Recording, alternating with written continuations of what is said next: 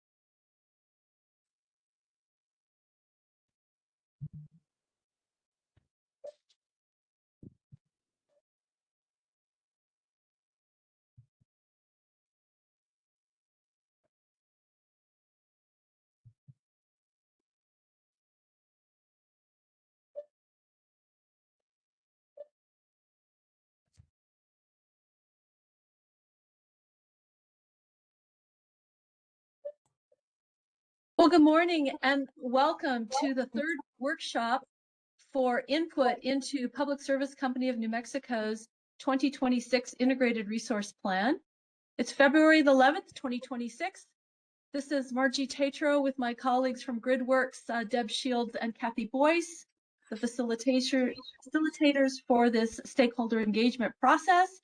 And as you know, now that you've logged into WebEx, we are recording this workshop, which will be posted on the GridWorks website, as well as all the meeting materials are there as well. And a written summary will also be posted there within a few days. So thank you for joining us. You'll see our objectives on the next slide. For today is really to focus on the modeling foundation and modeling information.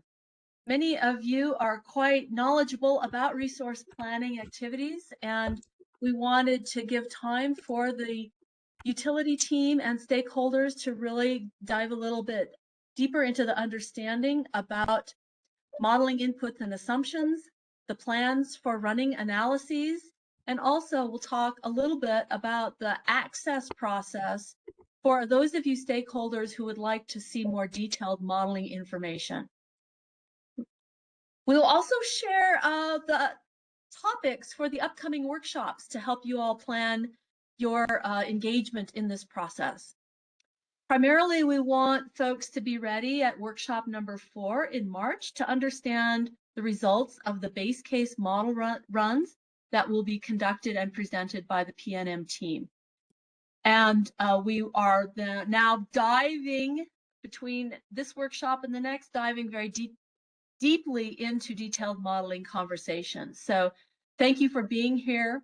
Our agenda today is after we talk about the workshop themes that are coming and mention the option for you all to engage either at the big picture level or the detailed modeling level. We'll have a series of presentations followed by question and answer sessions from the utility team. We'll spend quite a bit of time on that, and then we'll spend time toward the end reviewing the process for stakeholders to access modeling information. We'll summarize and adjourn by noon. So that's our plan for today. The next slide shows our tips. Since WebEx might be new for some of you, just a quick reminder about the tools at our disposal here on WebEx. Your control bar at the bottom of your WebEx screen has a mute button for turning your microphone on and off, a stop and start video for your camera, a raise your hand in the reactions button there with the little hand and the little smiley face that says raise. And then there's a chat button toward the bottom right-hand side of your screen. We will enable that or utilize that for overflow questions when we get to that portion of the workshop today. If you have any trouble Please reach out to Deborah Shields, our project administrator and administrator for this workshop. You can either chat her directly, or I'm sure many of you have her email because of all the information she's been sending you over the past week. So thank you for your adjustment to this platform of WebEx. The next slide then shows a little bit of information that we gathered from all of you in workshop number 2. We thought you might be interested to know that this stakeholder group is very knowledgeable and represents a wide variety of connections to the utility. In fact, you see at the upper right-hand pie chart shows that somewhere over 90% of our stakeholders have some or a high level of knowledge about integrated resource planning by New Mexico utilities. And this is fabulous. It represents that very sophisticated knowledge base that you all have. And we've adjusted our process from the past to accommodate that expertise level. I won't go over the pie chart on the bottom left, but that shows the representation of the 54 people who responded to the poll during workshop number 2. And you can see the broad constituency base that's represented in this process today. The next slide shows also we asked at workshop 2, what were your top 3 concerns for this work? And we had 54 responses. The top responses are listed in this chart, ranging from high interest in environmental progress and Energy Transition Act advancement, the modeling, assumptions, scenario planning, affordability, transmission development, technology adoption and grid modernization, data centers, reliability, economic growth, and then rate design also made it into the top, but we just wanted to manage expectations. This process is not an inclusive or focused topic on rate design. Those are proceedings that happen separately from the IRP. So although that will be on people's minds in terms of affordability, rate design is not specifically covered during the IRP process. Finally, over 50% of you asked for materials 3 business days prior to the workshops. We are working very hard to try to honor that request. We apologize for kind of a late drop of a slide deck yesterday. We are working hard to try to get those materials to you several days in advance. So we take note of that, and we'll try to do better as we go forward. With that, let me go to the next slide, Deb, and remind you of our schedule of workshops. Now, there's a bit of a change on this slide that you've seen before. As you recall, December through February, we're really focusing on understanding stakeholders' issues, getting overviews of the PNM system, some information on modeling plans, and of course today, detailed conversation about modeling assumptions and inputs. March through May is focusing on detailed modeling, and we've got 3 workshops scheduled in March, April, and May. You'll note a change here in May. Our May 13th meeting was previously announced as being most of the day and being hybrid, where people could attend in person.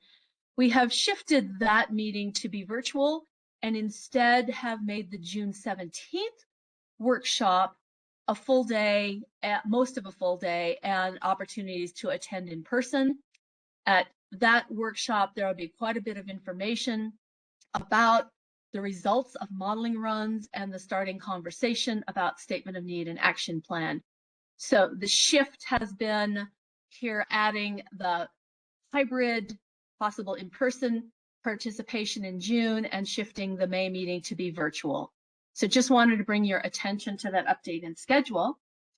And then the next slide shows some more detail about what each of the upcoming workshops will include as their focused conversations. And so you can take a look at this. You might be talking with your colleagues or consultants in some cases to understand where you would like to be participating.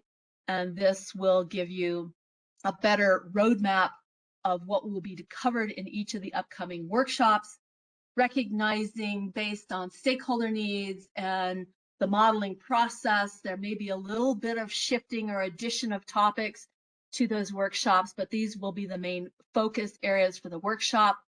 I will call your attention to June 17th, workshop 7, where we'll be able to hear how the utility team has interpreted the analyses that have been done, both their own modeling runs and stakeholder requested model run results, to begin the conversation about what the statement of need and action plan might entail. And then we'll engage stakeholders in input on those topics. So call your attention to both April 15th, a hybrid afternoon where there'll be opportunity to be in person, and June 17th.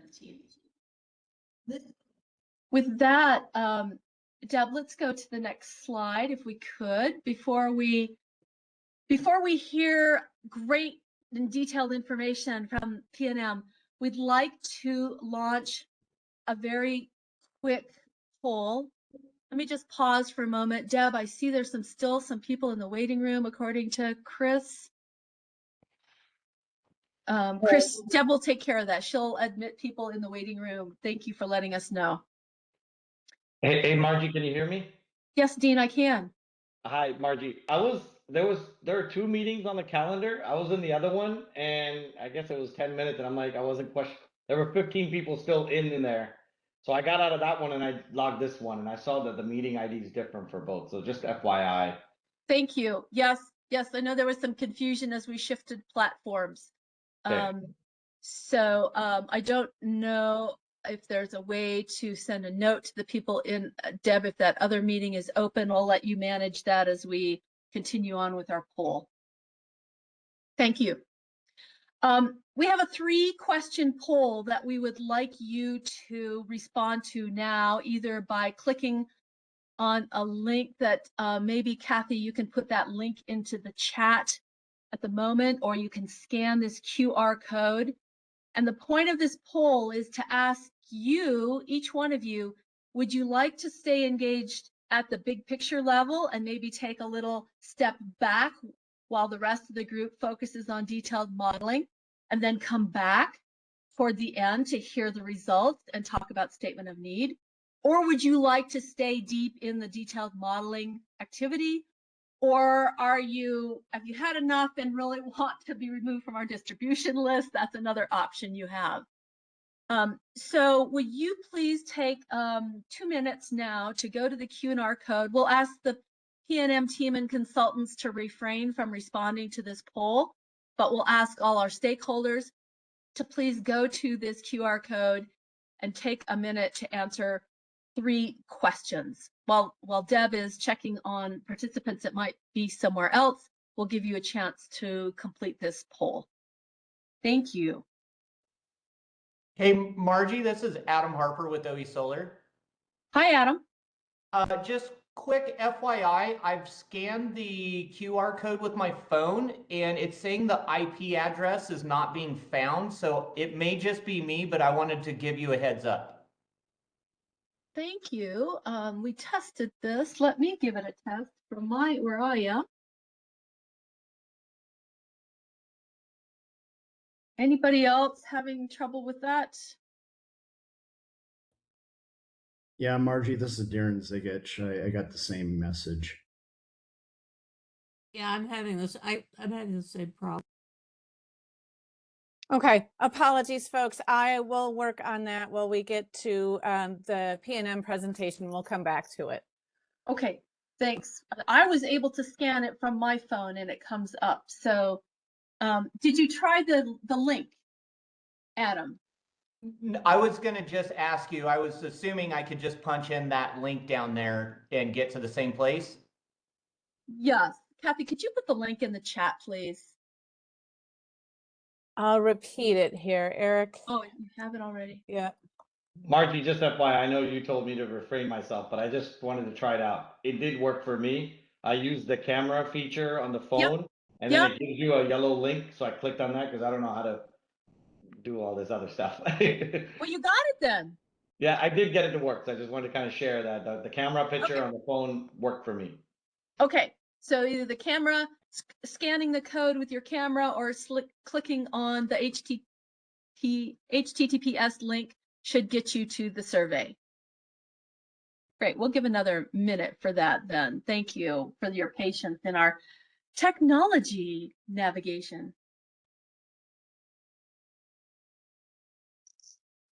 There, folks, there's another link. Try that one and see if that goes for you. And thank you, Lawrence. I see the QR code is working for you as well. The QR code isn't working for me. Barbara, can you click on the link in the chat? Maybe. Not really. Hi, Oh, wait a minute. Meaning this is you can't get to the chat? Meaning, Barbara, you can't get to the chat or the link isn't working? I'm having trouble getting to the chat even. Okay, go to the bottom of your screen all the way over to the bottom right. There should be a little white cloud in a black background. It's like Yeah, a, it says open chat. Then and then if you scroll to the bottom of the chat, or you'll see a link from Kathy. Margie, you might go back to slide 3 where you can show folks the symbol to look for. Oh, there we go. So your little Down here in the bottom right. comment bubble. I'm still not.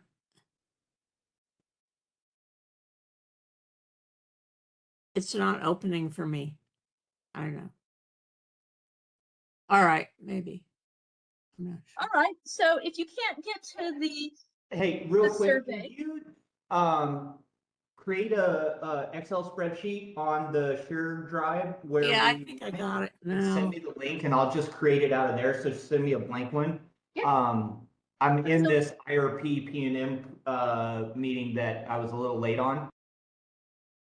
so I Sorry, think folks. I what think that was interference. Oh, sorry.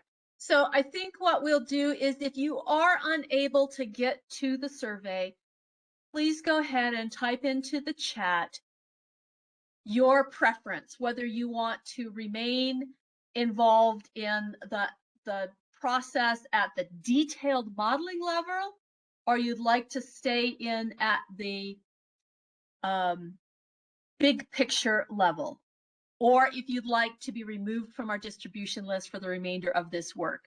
Those would be 3 options. If you can't get to the survey, please let us know if you'd like to be big picture, detailed modeling, or removed from the process.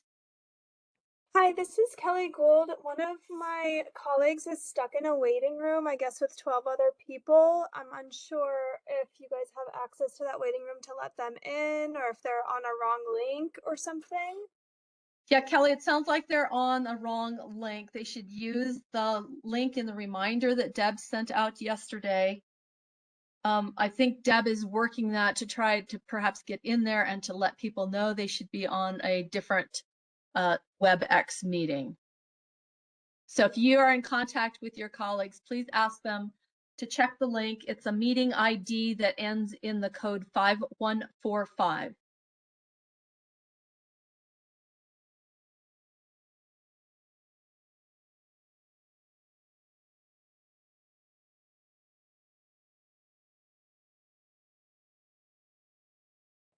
Okay, it worked. Thank you.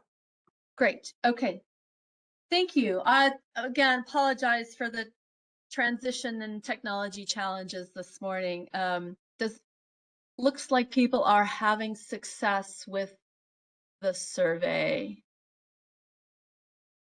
Yeah, thank you, Brian. I think is pointing out maybe the browser. It looks like folks are intermittently, so it may be a WebEx and the form that we use. So if you're having troubles, try Chrome or Microsoft Edge or Safari. Thank you, Brian.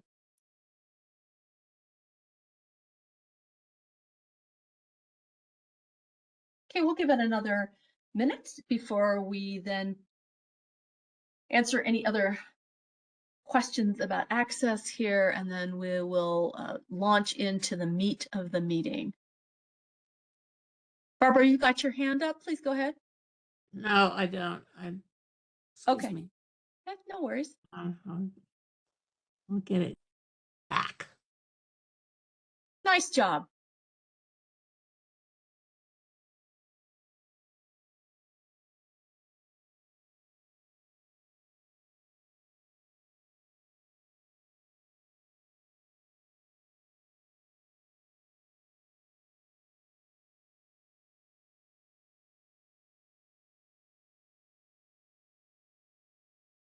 Great, thank you. And I see a couple of folks have put their preference for engaging. Thanks, Jamie. Thanks, Jacob.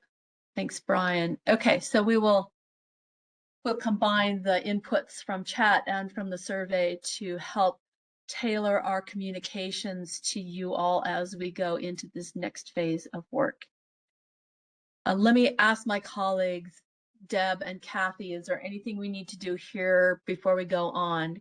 Deb, are you having luck communicating with the folks who may be in the wrong meeting?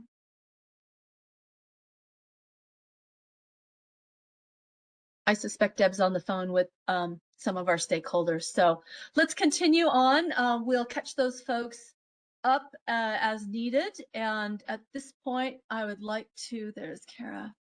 I would like to remind you that our focus for the next segment is to really have all of the stakeholders familiar with the inputs and assumptions and the modeling process and the plans for modeling, so that when we get to workshop number 4 and you are hearing results of some of the base case modeling that the utility will have completed, that we're ready to understand that information. So we've got several different segments of presentation by Public Service Company of New Mexico's team. We will have 15 minutes of question and answer on each of these 4 segments. We would like to ask you to hold your questions until the Q&A segment. And at that time, we will be calling on people with raised hands to come off mute, enable the video, and state your question. We find that's more constructive because you all can articulate your questions in a succinct way and we understand where you're coming from. If we run out of time for questions, we will be asking to put overflow questions into the chat so that we can capture those and address them as we go forward. So again, please hold your questions to the Q&A segment. We'll do two of the presentation segments with Q&A, and then we'll take a very short 10-minute break to give folks a leg stretch or a cup of coffee or tea. And then we'll continue with the other 2 segments as we can at this point. So let me stop sharing our slide deck and give Tom Duane from Public Service Company of New Mexico the podium and the ability to share screens, starting with the PNM presentation. Tom, please go ahead.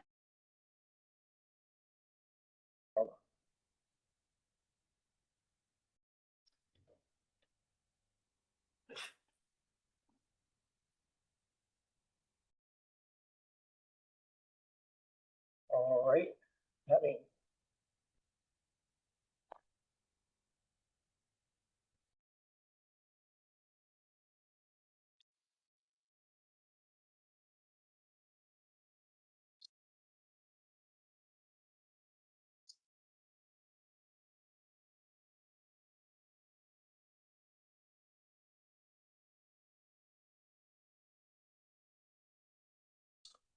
all right, can people see my screen?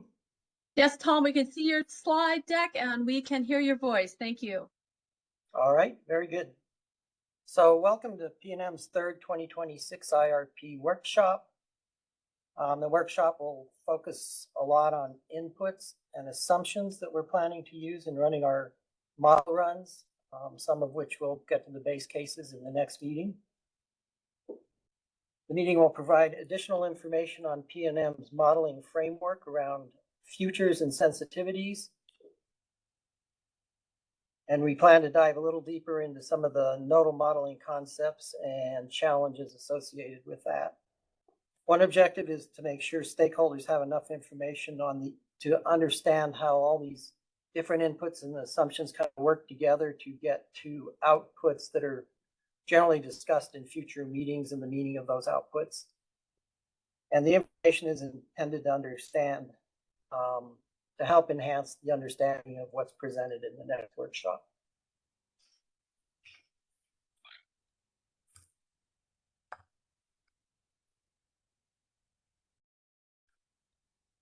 So first thing I'm covering is the load and resource table. I'm sure many of you who've been involved in this process are pretty familiar with loads and resource tables, as well as the ones PNM filed with the commission and is previously included in LNR in our IRP LNR tables. So an LNR is basically used to provide a high-level overview of the potential capacity positions and needs over a period of time, typically several years. It includes information on peak demand to be served. It'll show resources expected to serve the peak demand, and it typically identifies the margin of resources above peak demand. PNM files an LNR table with the NMPRC every February. That's called our 3137 filing. So we just made that filing recently.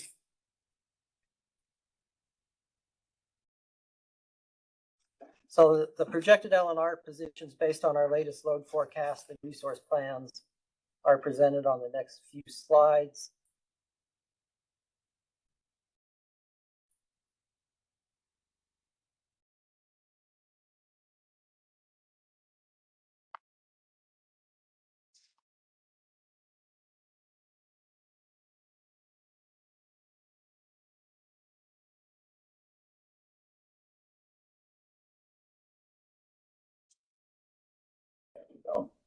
I'm getting some delays in slide switching, so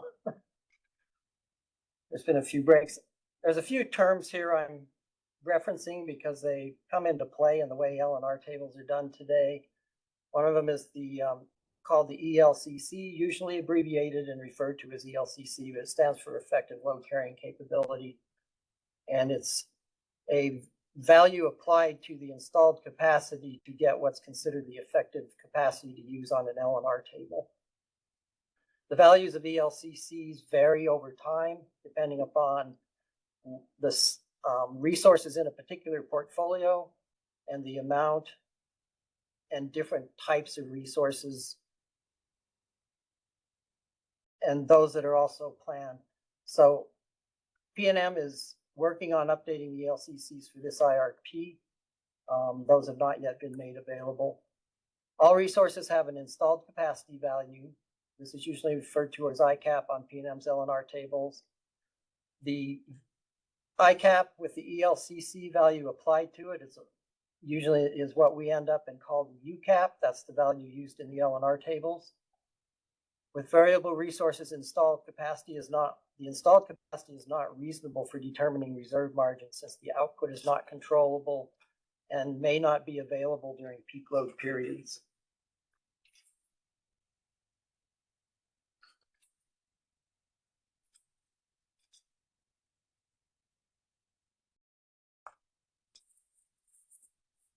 So in developing the LNR, we typically publish for the 3137, that's built around what's known as our reference load forecast, referred to as the current trends and policies forecast.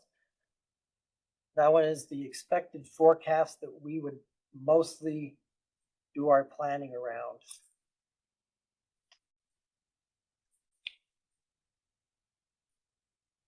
To help put perspective on other outcomes, we also do look at a low forecast and a high forecast. These will be referred to as the low economic growth forecast and the high economic growth forecast in the IRP process. There are many other possible outcomes besides these three forecasts that are usually developed in putting together the load forecast, but we will stick with presenting these three today.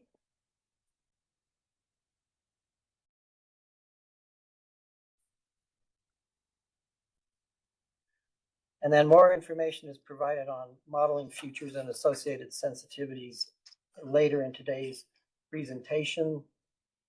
We'll also be including a sensitivity on the IRP that looks at a very high economic growth forecast, which will be a sensitivity to the high economic growth future.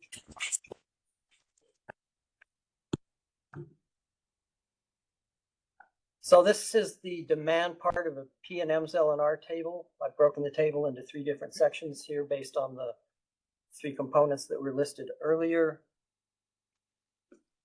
The net system peak represents the retail load to be covered by resources in PNM's resource portfolio. The actual retail demand is forecast at a higher number, but it's then adjusted down to the net system peak. The higher number reflects what the customer load would be if they didn't have their own customer-sided PV. Since their PV reduces what we see, we subtract that out of the peak demand forecast.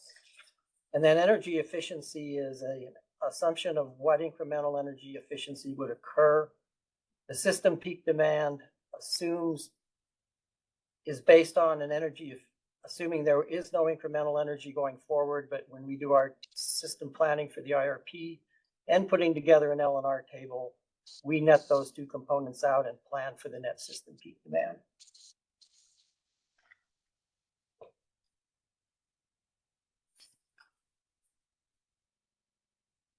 So the table above shows that PNM's load growth over the IRP timeframe 26 to 45 is expected to go from 2,250 megawatts up to 3,038 for the expected CTP forecast.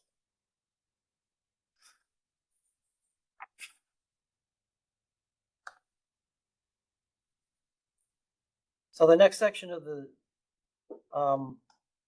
presentation shows the resources PNM currently has installed. These are listed by technology type. The typical L&R we put together and file will show what each of those resources actually is, but they've been aggregated here for the purpose of this meeting. Current resources are mostly supply-side transmission connected resources. These consist of our thermal resources, gas, coal, nuclear, and a significant amount of renewable and storage resources. Demand response is also treated as a resource in the L&R table.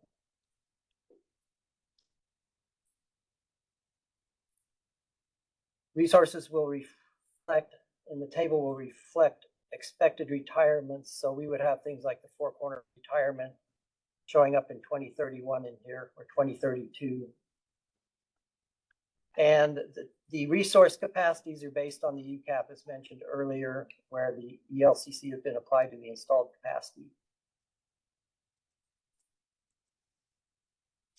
This table includes existing and planned resources through 2031.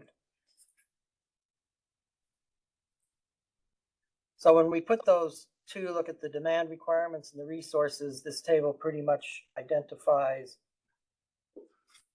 PNM's margins expected with the current trends and policy forecast. And we're showing basically that we have enough margin to meet our typical reserve margin requirement pretty much through the next, through 2035. We're not really showing a need to have additional capacity. And the IRP focus, because we have a resource plan for the 29 to 32 in place, the action plan period will probably focus on the period following 2031 out of this IRP. In looking at the other two futures, this table basically is showing you the demand comparison of the CTP to the low and high economic growth forecasts.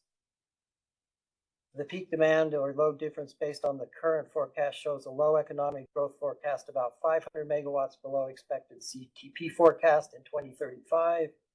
Likewise, the high economic forecast is over 500 megawatts higher than the CTP forecast by 2035. Then the next two sections are showing the margin projections for the high and low forecast. And again, we can see that based on PNM's targeted reserve margin, we are not showing a need for the low economic growth forecast, but with the high economic growth forecast, we would start to see needs develop by 2030.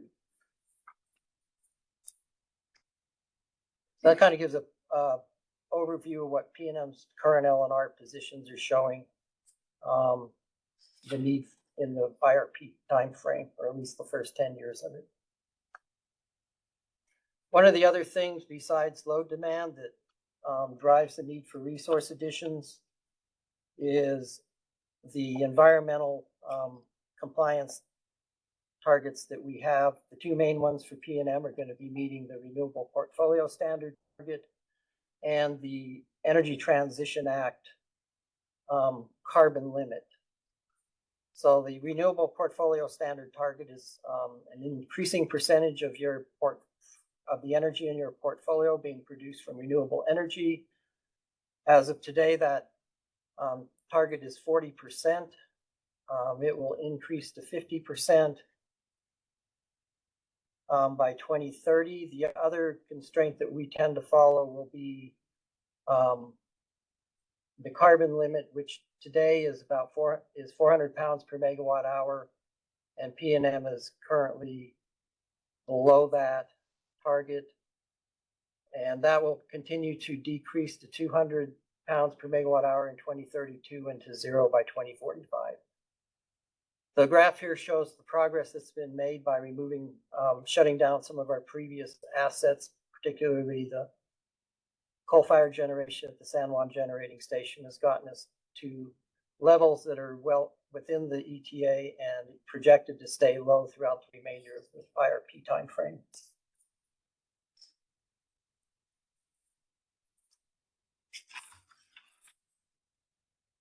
So just summarizing where those are taking us, the load serving adequacy, basically for the LEG and the CTP forecast capacity is adequate through 2035. For the high forecast, we would be looking at what resource additions would make sense, potentially starting as early as 2030. And for environmental compliance, currently the requirement is 40%. This increases to 50 by 2032, but PNM is 2025 was already at 57% renewable energy. So we expect to be able to meet those targets pretty easily. And then in terms of the carbon intensity goal, we are currently running just below 304 pounds per megawatt hour and expect we will be down to the 200 pounds per megawatt hour with the exits from the Four Corners power plant in 2031. And at this point, I will turn the presentation over to Ashlam just to touch on PNM's load forecast. And Ashlam, you can let me know when you want me to go through or change slides. Sounds good, Tom. Good morning, everyone. I wanted to show these slides in a very graphical way so that it's understandable and sort of take you through how that load is changing from 2025 through 2045, and that's the forecasting horizon. And the best way we could found is to show you the steps, different steps that's going into the forecast. In the graph you see, this is the demand forecast in terms of megawatts. 2025, you're looking at 2130 megawatts, and that's weather adjusted because all the future forecast going up is the normal weather scenario. So you wanted to adjust that actual value to represent the 2025 if the weather was normal. So you see RNC customer growth, that's the 211 megawatts are coming from the customer growth segmentation. RNC, residential and commercial energy efficiency, that's basically taking down 267 megawatts from the peak. And these are on the peak. So if you're looking into hourly scenarios, you might have different numbers in every hour. Incremental PV, that's 5 megawatts only, and that's on the peak. And we're expecting to have our peak happening between 5 p.m. to 6 p.m. in the future. Depending on the solar generation, that peak might change, and we have that scenario in our analysis too. And then incremental EV, that number might sound a little bit high, but the time frame we were doing the load forecasting, the adoption in New Mexico, PNM is like 75% of the adoption, people who are going to be adopting the electric cars. We took the annual car sales, new car sales in the state of New Mexico, which is about 87,000. And then we calculated the adoption based on Energy Information Agency's number and then EPRI study. And that's how we got to this number, 460 megawatts that's going to be added on our peak because of electric cars. Other categories, including, commercial, irrigation, all the other services that we do, that's going to be adding 171 megawatts. Industrial build out, there's some industrial build up that's happening in a small power and manufacturing area. That's going to be adding 318. Economic development, that's a big piece. And we were really careful taking, the scenario customer, they provide us the forecast. We look into their numbers and then the likelihood of that load happening and probability metrics we put into that. And that's how we came up with 374 that's on the peak. And in 2045, you're looking at 3403 megawatts. So I hope that gives you a general idea how our 2130 goes to 3403. Tom, next slides, please. I'm hearing some noise, so if somebody could mute that microphone, that'd be great. This slide shows in the demand scenarios, as Tom mentioned, we had different scenarios, but we wanted to show you, again, simplified version, high economic growth, which is basically reference case and the statistical one standard deviation plus the high econ. And that's what the high economic growth will give you.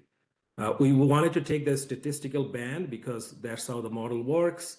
And the vice versa. If you're looking at the low economic growth, that's -1 standard deviation from the model plus the low economic growth. Next slide, please. Energy forecast, similar way, adjusted gigawatt hour 2025. The most of the megawatt hour or kilowatt hour or gigawatt hour we are adding in economic development because it's a high load factor, it's stable, it's going on. Notice incremental PV, that's basically 932 gigawatt hour that's going to be subtracted from the load. Efficiency, we're pretty good, and these efficiency are NOEE, which is naturally occurring energy efficiency.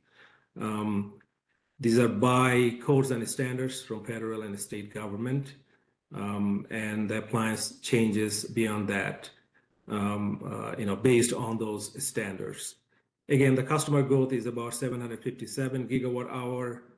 Incremental EV, we're looking into 1958 gigawatt hour.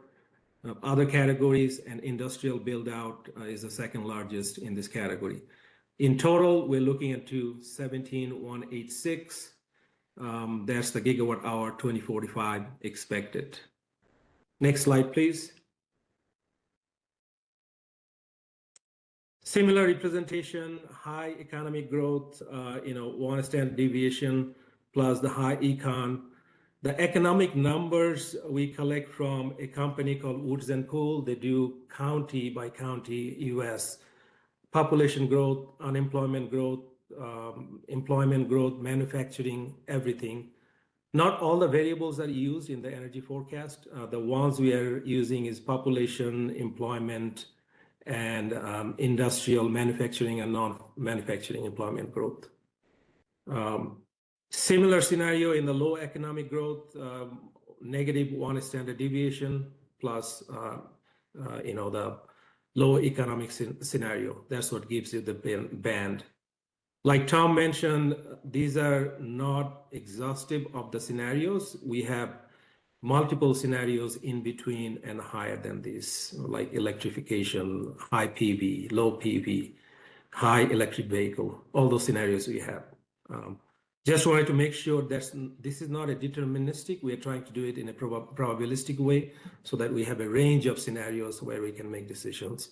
But essentially, we're going to be taking the CTP to make decisions in our future resources because that gives you a middle point. It's not too high or low. Next slide, please. And this is a typical 2045.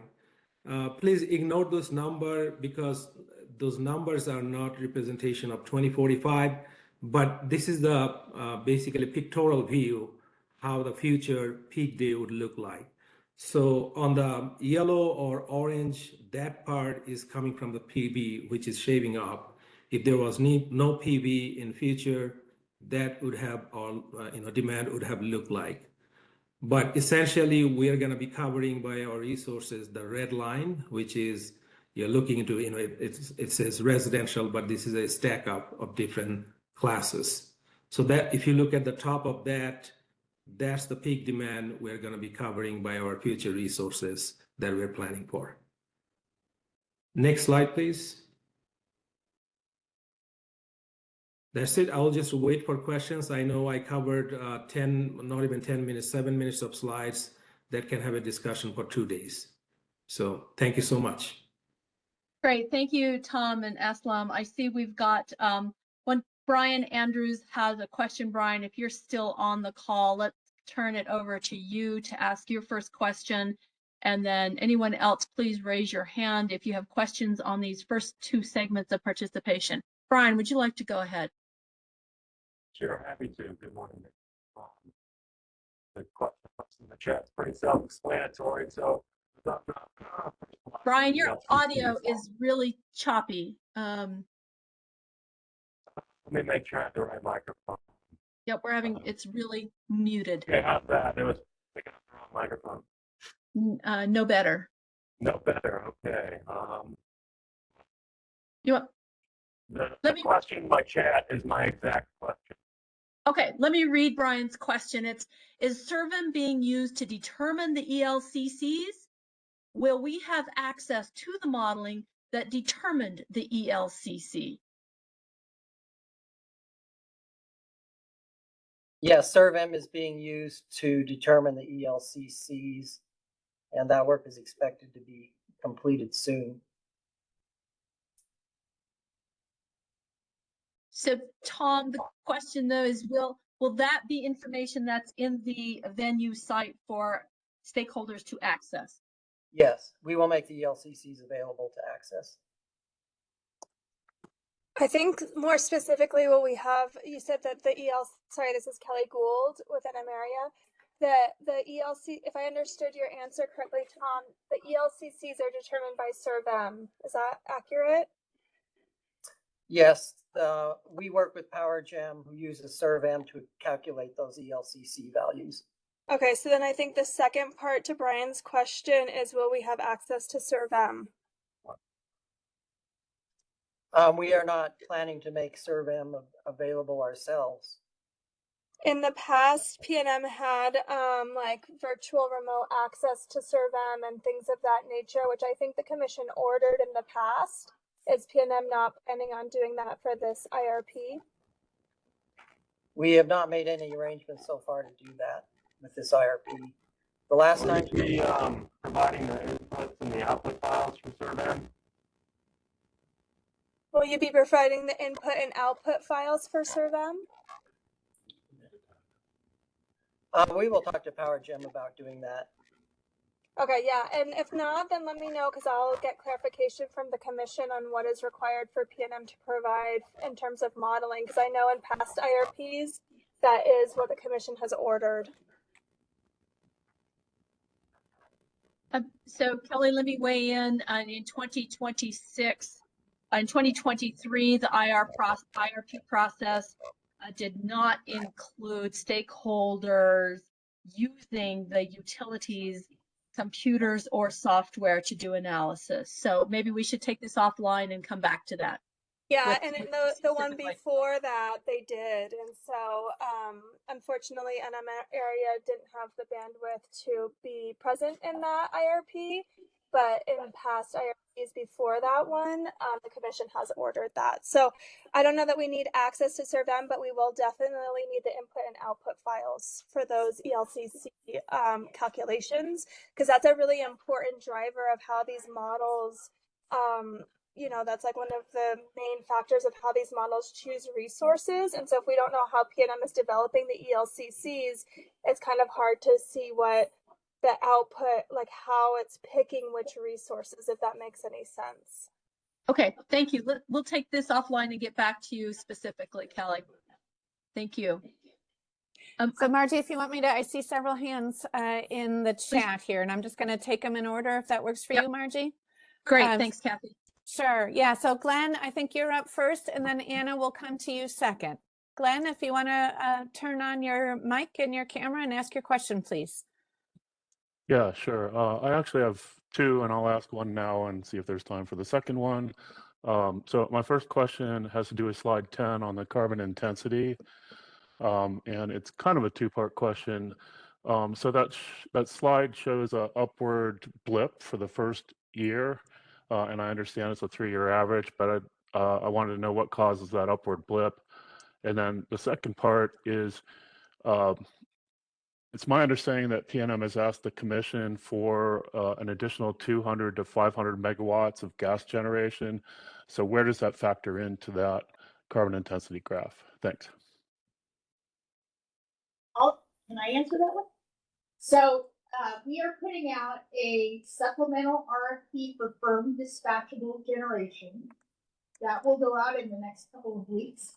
We anticipate, based on the stakeholder presentations that we made in December and January, where we demonstrated that additional firm dispatchable generation would allow us to remain below the 200 pounds per megawatt hour.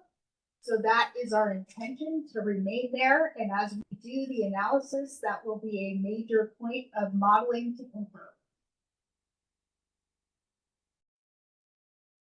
Okay, thank you. That was Lori Williams coming in from the PNM conference Yeah, thanks, room. Lori. Yes. But the first part, what's the upward blip here? Is that what that is?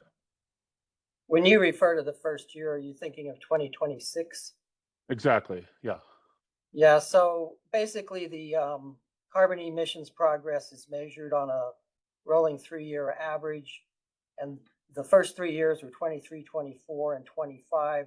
So there was some active, because 23 was actually over the 400 pounds to get the rolling average down, there was some efforts made to keep it lower in the next 2 years. So you're seeing 23 or 25 has been reduced because of activities taken by PNM to really minimize the use of Four Corners, but that does come at a bit of an expense. So that's been, in the modeling, we are not doing that same activity. So you'll see a blip up starting with 26. That is a projection based on the, which includes the 29 to 32 resource plan.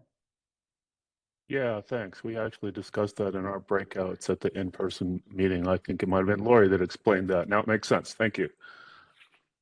Thank you, Glenn. On to Anna, and then Evan will come to you next. Good morning. My name is Anna Summer. I'm from Energy Futures Group and here on behalf of CCAE. I had a few questions about the load forecast. My first question is the economic growth, high economic growth forecast, I assume is mostly driven by new customers. Can you talk about the threshold that you're using to decide which new customers go into that forecast, or how you're thinking about how to project those going forward? Sure, glad to. All those economic forecast, customer provided forecast, they provide us a forecast, and then they shows us interest to be connected with PNM. The way the process is multi-steps. So we take their numbers, and then we have internal process of down payment going through, and then also we're looking at the history, how their energy and demand, growing. Those numbers are provided by the customers. Most of the time, if they're new customers, they're obviously ramping. So you don't know exactly what's going to happen next month or following year. So initial number are taking into consideration, taking the probability based on the down payment. So if any customer pays you the down payment, you're pretty much 80% sure they're going to be connected and the load they're describing, that's going to happen. If it doesn't happen, then we at least have some kind of security that if we are acquiring some resources, that gives us the guardrails. So we basically put different probabilities for different customers based on the history and their commitment to be connected with PNM. And that's how the base case and also high and low scenarios were created. So there's some level of customer growth that meets the sort of 80% threshold that's included in the base case forecast too, is what you're saying? Yes, yes. Okay. What is the down payment that those customers have to pay to PNM? I can't give you the numbers right now, but there is a significant amount that is required to be, take that load into consideration, because we do have to plan for those resources. And it's not going to be just a blank check that, they're going to be saying that we're going to be connected 300 megawatts. And we don't want to be stranded with the resources, because essentially that translates into rates. Mm-hmm. Have you thought about collecting other information from customers, like their status in terms of permitting the site that they have in mind? Yes. Whether they have control of the site, if they're tenant-based, whether they have tenants for the data center, that sort of thing? Yes, I mean, all those information are collected, and that's how I put probability that, let's say if we put a probability of 1, that means that's going to happen, and whatever ramping they're saying, we take those into consideration. And there's a constant communication pretty much every month with the client. Anna, we have a pretty long waiting hands up. So I'm going to ask you to do one more question, and then we want to get on to Evan's question, please. Okay. I do have quite a few questions, so I'll put them into our comments to you guys. The other question I wanted to flag is, could you provide us a stacked bar chart that shows that the energy and the capacity changes from 2025 to 2045? Because it's not clear to me based on the graph when, for example, RNC load growth happens or when economic development load growth happens. So just having a sense of what the contribution of each of those categories is through time would be super helpful. Sure. Yeah. Thank you. Thanks. Okay, Anna, we'll take that, make sure that gets documented and get that back to you. Thank you. I'm going to move on to Evan, and then Darren, you're next up. Yeah, hi, this is Evan Rogers from MNerd. My question is on the demand forecast, with the peak demand forecast slide. And I was just wondering what the assumptions are behind the 460 megawatts of incremental peak contribution from EVs. Is this assuming, for instance, TOU rates or managed charging? Could you kind of provide some more clarity there? Yeah, good question. These are new technology, so there's definitely some assumption behind it. What we do is we basically try to come up with a number of electric cars that going to be happening in our service territory. And those are based on number of new electric car cells in the state of New Mexico. And then we take an adoption rate. How many of those cars are going to be electric? From there, we took some established charging profile, which means how people are going to be charging those cars. 80% of those new cars are going to be charging in residential, and you're correct, they might be participating in a TOU rate. We have a whole home EV rate right now. We have not factored in those,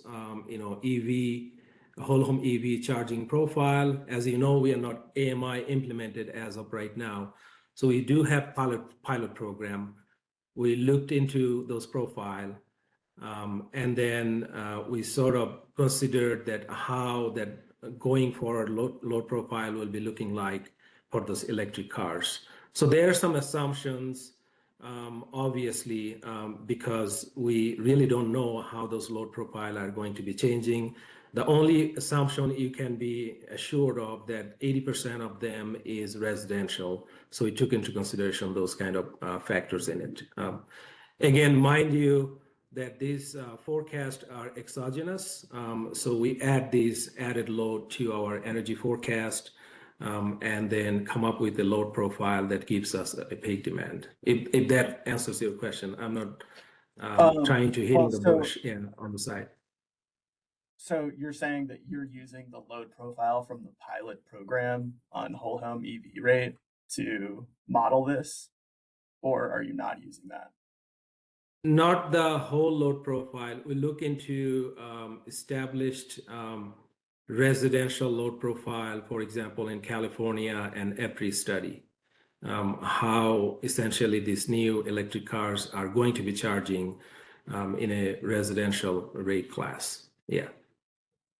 Okay, and just one last question or comment, but could you maybe provide a model that also accounts for a managed, like a widespread managed charging program in this IRP? Is that possible? You mean PNM's charging program? Yeah. Okay. Yeah, we can look into that.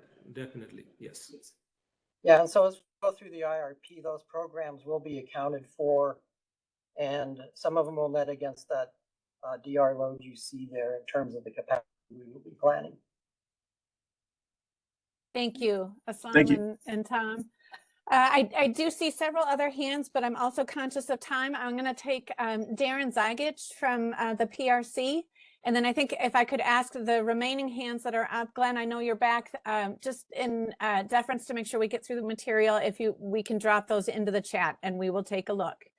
So moving to Darren, please. Oh, thank you. Some of this is, I think Anna touched on it. I'm going to your slide 16, the energy forecast, and just the steep climb there from today to 2028, 2029 period. Are those all confirmed through energy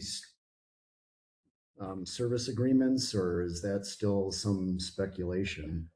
How firm are those numbers? My concern is that our 2028 resources, the 2026 and 2028 resources didn't add a lot of energy to the mix. They added a lot of storage, but not much energy. And is that the reason for the climb in the CO2 numbers? So, Karen, this is Lori. Hi, Lori. Can you hear me? I'm Yeah. going to answer this, Aslam, and you can chime in also. But for us, Darren, we have reimbursement agreements signed with each of these large loads and electric facilities agreements. So there are contracts in place with each. With an obligation to serve, we are moving forward to try to serve those customer loads timely. So you'll see that as a part of our filings.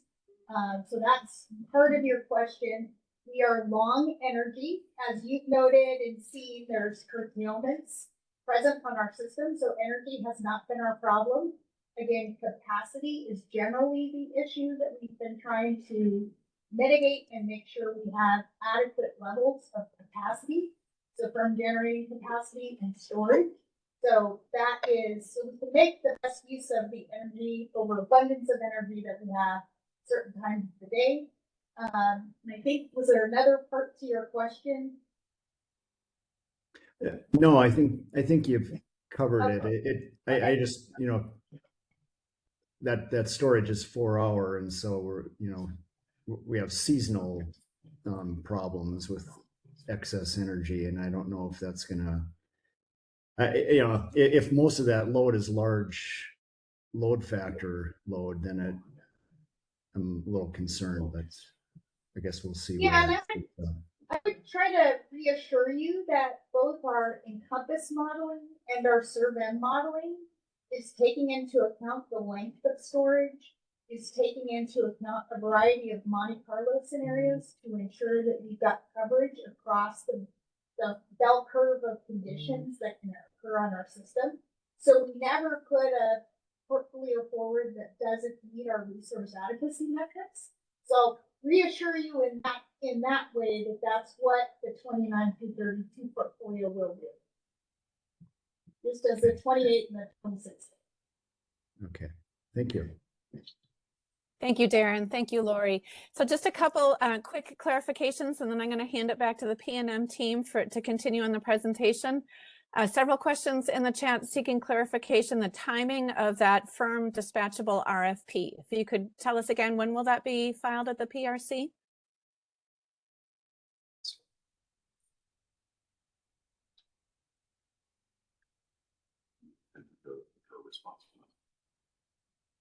One more time. When will the firm dispatchable RFP be filed at the PRC, at the State Commission, at the PRC? So it's happening in 2 stages. So we first filed the material event notification to the commission on January 2nd of 2026. So that is at the New Mexico Public Regulation Commission for about the last month and a half.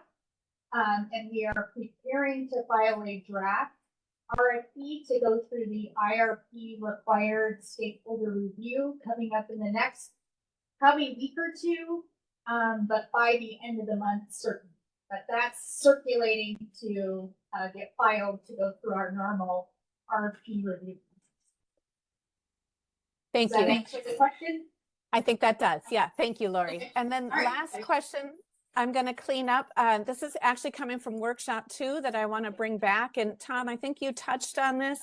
Can you elaborate? The action plan is the next 3 years. And then how does that relate to the planning period that PNM is looking for in this resource planning work?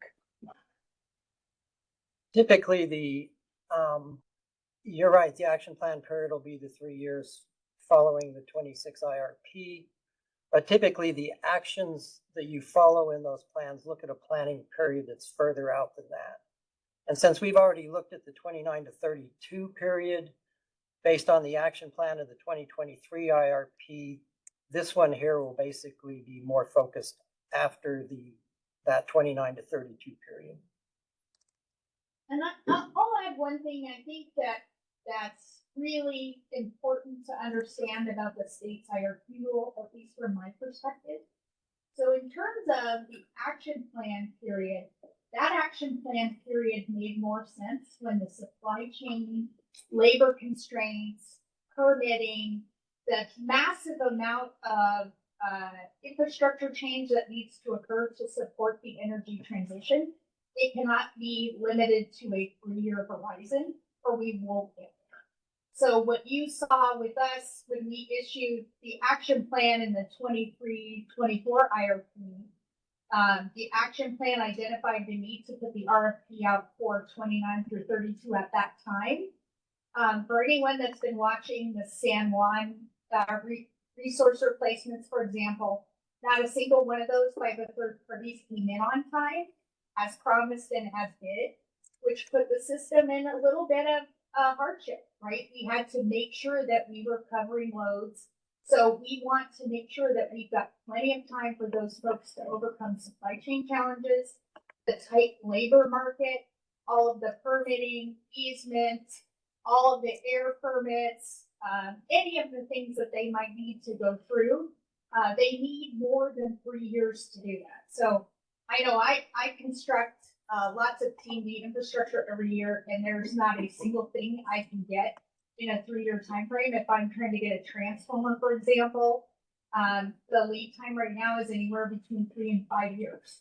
So the planning cannot be limited to that very short time frame, or you will not get anything. Thank you, Lori. Okay, I'm going to hand it back to the PNM team, and I think we're moving on to the next module here. Okay, bring those slides up.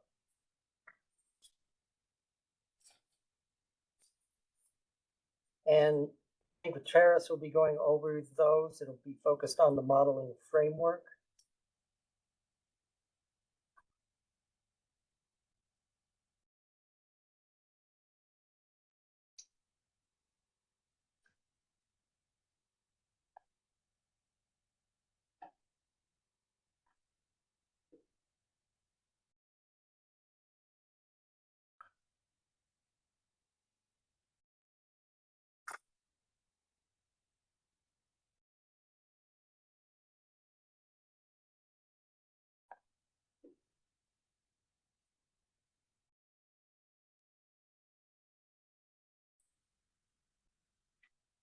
All right, can you see my screen?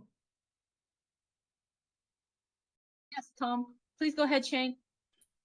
Good morning, everybody. I'm Shane Gutierrez, resource planner in the PNM Resource Planning Department. I'm going to go over the modeling framework that we're going to use for this IRP. And we'll start with what I put together as an IRP timeline, just to give everybody a sense of the big picture here. What you're seeing on the slide here is on the top, you're going to see the environmental targets that we are planning to. On the bottom, just defining some of the existing and new resources that that are impacting or used to meet the needs of the system. Then the middle is just the timeline as we go out to 2045. As Tom and Lori mentioned, you know, our RPS, meeting our RPS is not necessarily an issue at this point. We're already meeting the 2030 requirement based on the statutory requirements. And we are planning to meet the 200 pounds as we get to 2032 based on our upcoming 29 to 32 resource application. Given that, you know, we are going to be focusing on resource needs, and that's, you know, Tom kind of covered this a little bit. We're actually a little bit long until we get to 2035, so we're going to actually see if there's any resource needs that that do come up in our analysis, but it's going to be focusing on, you know, sometime after 2032, really in this 2033 through 2035 timeline. So next slide, Tom.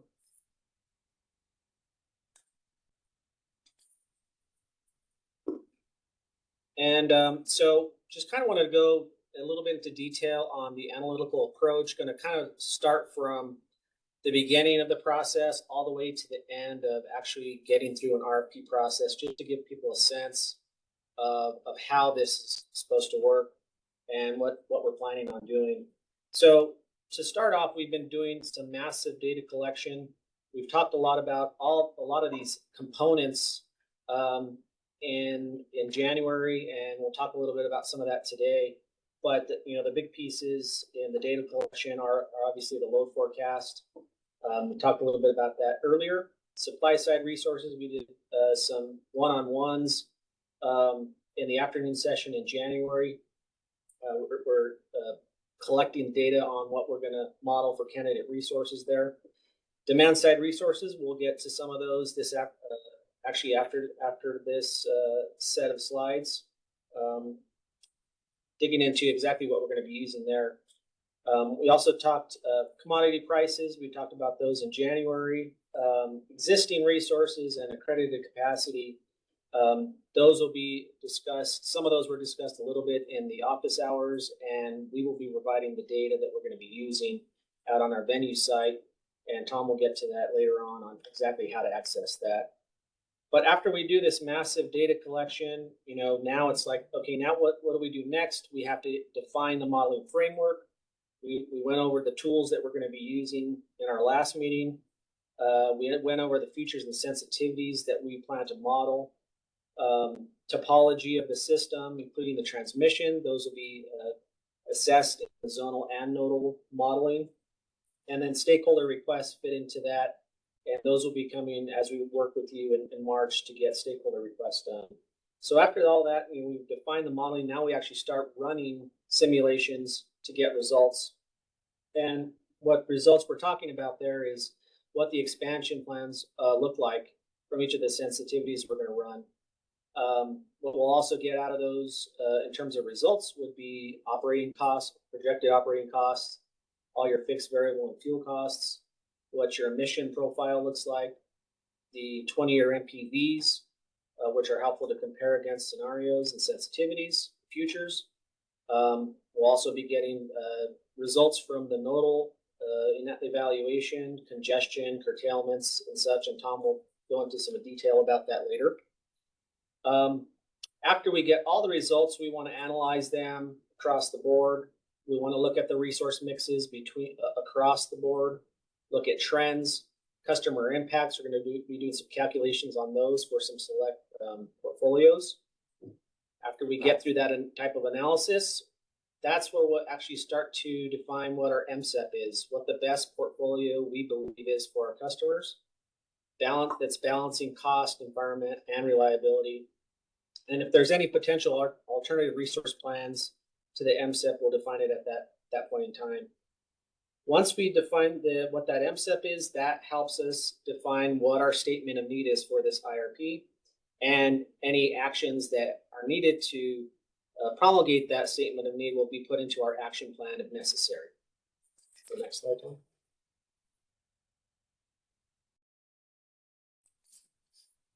And then following up on once we define the statement of need and action plan, that's when we will file the IRP. After we file the IRP, we expect to get public comments. We have to respond to those comments. Keep in mind, we're going to be getting stakeholder feedback throughout the facilitated stakeholder process, all up until we file the IRP. After we file the IRP, it'll be actually docketed at the commission.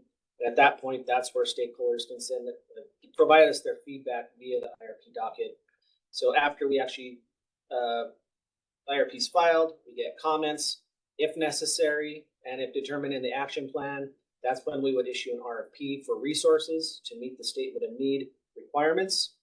We'll share a draft RFP before that's issued, and that will be issued within 5 months of acceptance of the statement of need and action plan from our IRP.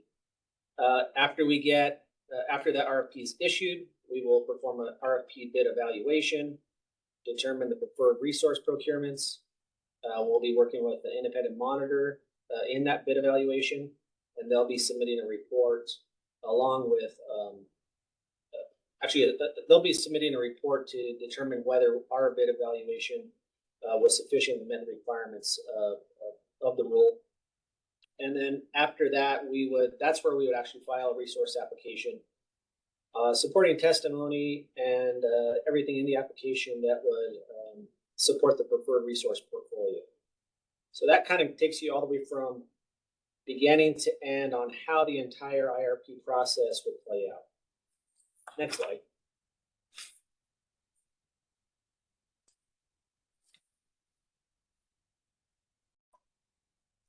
So let's take a little step back. We went over this in January. We showed you what the futures that we plan to use in this IRP, the current trends and policies, the high economic growth, the low economic growth.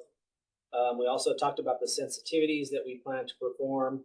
Again, these are subject to change or modification, but I'm gonna go into detail on the three futures and the sensitivity specifically. So just to give you a little bit more clarity on what those mean. So on the next slide, I'm going to focus on the current trends and policies future and the sensitivities we're going to perform using that future. You can see the list here. We will be looking at some sensitivities for high electric vehicle penetration on our system. I'm not going to go through each one descriptively, but I'm going to just kind of touch on a few of these. TOU would be a time of use of forecast impact to the current trends and policies. We have 4 specific transmission project sensitivities that we plan to perform. Tom will go over those in detail later, so I won't talk too much about those right now. But there are a few other sensitivities that we came up with. They're on this list. Things like late long duration storage maturity, some of those technologies that we talked about in January. We'll push those out to being available at a later date, and that's just to show the impact of the maturity of some of those types of technologies and how they could impact our IRP. And then we have several sensitivities related to ETA requirements, higher CO2 emission requirements, whether the ETA was even there, or if it was just like we didn't have to meet that. Let's see what the costs are. Essentially, we want to show what the cost impact to customers of the ETA is. And then a sensitivity with CO2 tax. If a federal CO2 tax was actually put into place, what kind of impact that would have. on our expansion plan and a resource portfolio. On the next slide, details the sensitivities that we're going to pursue in the high economic growth and low economic growth futures. Some of these are essentially the same as the current transit policies sensitivities, except with the high and low forecasts that Tom and Ajlan just went over previously. But essentially taking a few of those and doing those on those futures. I won't go through these in detail because I could talk a lot about these just on the CTP. So we can go to the next slide.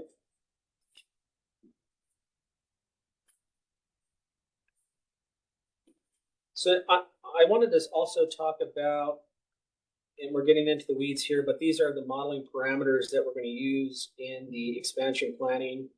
Like I said, Tom will talk a little bit later on the nodal portion of our analysis, our evaluation. I'm going to focus on the zonal parameters that we're going to put into our modeling for the futures, and I'll go into the weeds here a little bit. But we're really looking at a 20-year window here. We're focusing on 26 to 2045. Tom and Lori were talking about, and I also touched on, really the focus for resource needs are going to be after 2032. But the entire horizon will span to 2045 when we have to go carbon free. We'll be using a 16% plan and reserve margin target. CO2 limits will be part of the constraints that we put into our model. So those constraints will be essentially met anytime a portfolio is going to be put together from a least cost point of view. So those will be accounted for in each portfolio that we provide. That's the 400 pounds of CO2 per megawatt hour between 26 and 2031. That drops down to 200 from 2032 to 2044, and then that goes to zero by the time we hit 2045. RPS requirements, renewable portfolio standard requirements, will also be constrained within the model. So every portfolio will meet these requirements. Already said we're at 50%, essentially in our RPS requirements. That will continue on through 2039, and then we are required by the ETA to be 80% RPS compliant starting in 2040. Another modeling parameter that we are planning on using is beginning in 2045. We have our fast ramping LM6000 units, Wallows and Lordsburg. Also, any new gas units that are added in the capacity expansion plan. We're assuming that those units would be converted to burn hydrogen, and the reason behind that is we want to preserve the ramping capabilities of those types of resources to manage the amount of renewable energy that we have on the system. And at this point, this is just an assumption. We don't know exactly how developed the hydrogen or hydrogen economy or storage will be at that point, but this is the assumption we're going to go forward in this IRP. In terms of our MPV calculations, we're going to use approved from our last rate case weighted average cost of capital of 6.9%, and inflation that's going to be used for our fixed costs, variable costs, anything that applies to inflationary adjustments in our model will be using 3% per year.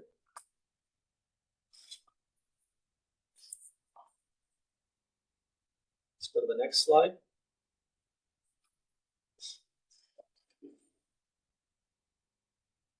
Okay. Slides are taking a little bit of time, so hopefully you see those. Okay. So let's get into a little more detail, the weeds here on the three futures: current transit policies, high economic growth, and low economic growth. So let's start with this current transit policies. We're going to use the CTP load forecast using our reference EV, behind the meter, customer solar, PV assumptions, electrification, and economic development forecasts. For this future, we're going to utilize all generic resource candidates that we talked about in January. We're going to use our reference natural gas price forecast that was provided to us by Siemens. And the reference CO2 taxes, they're essentially going to be zero. We don't see, or we don't expect to see anything through the study period as we sit here today. So we will not be putting a CO2 tax on that. We will be running a sensitivity though with an expected or projected, sorry, I should say projected CO2 tax at the federal level. On the high economic growth side, we're essentially ramping the customer growth side. And Oslam kind of touched on this a little bit. High EV electrification, higher economic development forecasts. Another adder to make the forecast even higher would be a low behind the meter customer solar. But as we're planning on doing in the current trends and policies, we're going to use those same assumptions for candidate resources, gas, and CO2. And then on the low economic growth side, we are doing just the opposite of that. It's going to be low customer growth projections, low EV penetration, electrification, and economic development. And then we're going to have a high behind the meter customer solar penetration to make the load forecast even lower.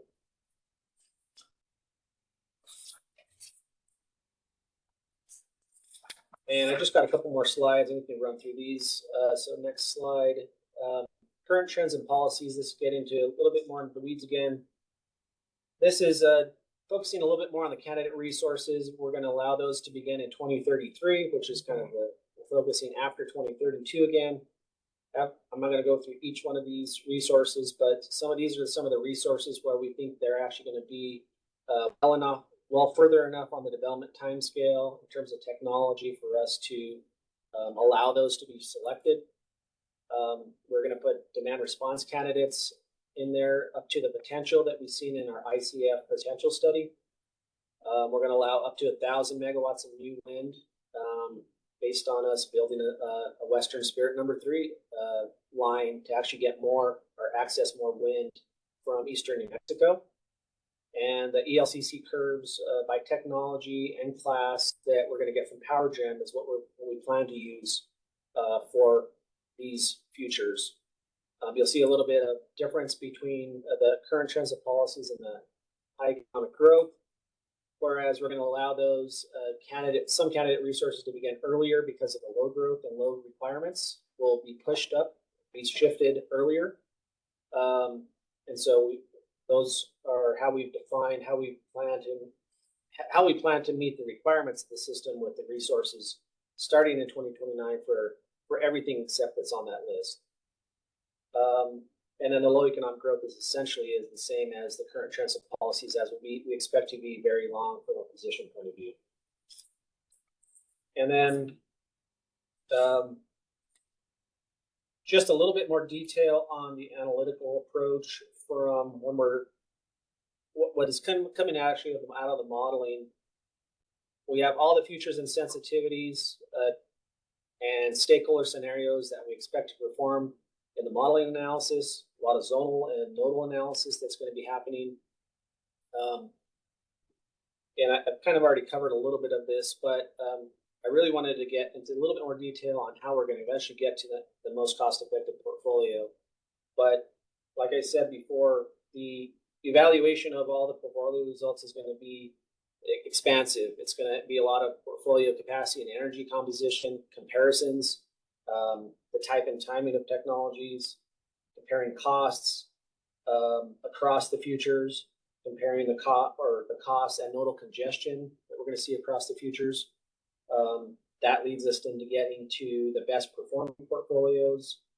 Select few of the low cost portfolios will be evaluated for reliability using SERV-N, and we want to understand the loss of load effective capability, or I'm actually making sure they're meeting the 1 day in 10 reliability standard. Rate impacts will be calculated for select low cost portfolios, and we plan to do a qualitative analysis of the best performing ones as well. That includes stuff like evaluating for risk factors for development of resources, transmission development, technology risks, those types of things. Those things will help us feed into the MSEP, which I just discussed earlier. And then my last slide is, this is basically for some stakeholders that wanted a little bit more detail on how we actually get from our MSEP to actually issuing an RFP. And so, like I said, once we determine what our MSEP is, that will help us define what our statement of need is. Once we define the statement of need, that will help us determine if there are any actions needed to promulgate that statement of need for us to meet those resource requirements in the future. Those three things are the key pieces for us to file our IRP, which we plan to do after that. Like I said before, we're going to get comments and we're going to respond to those comments from our filed IRP.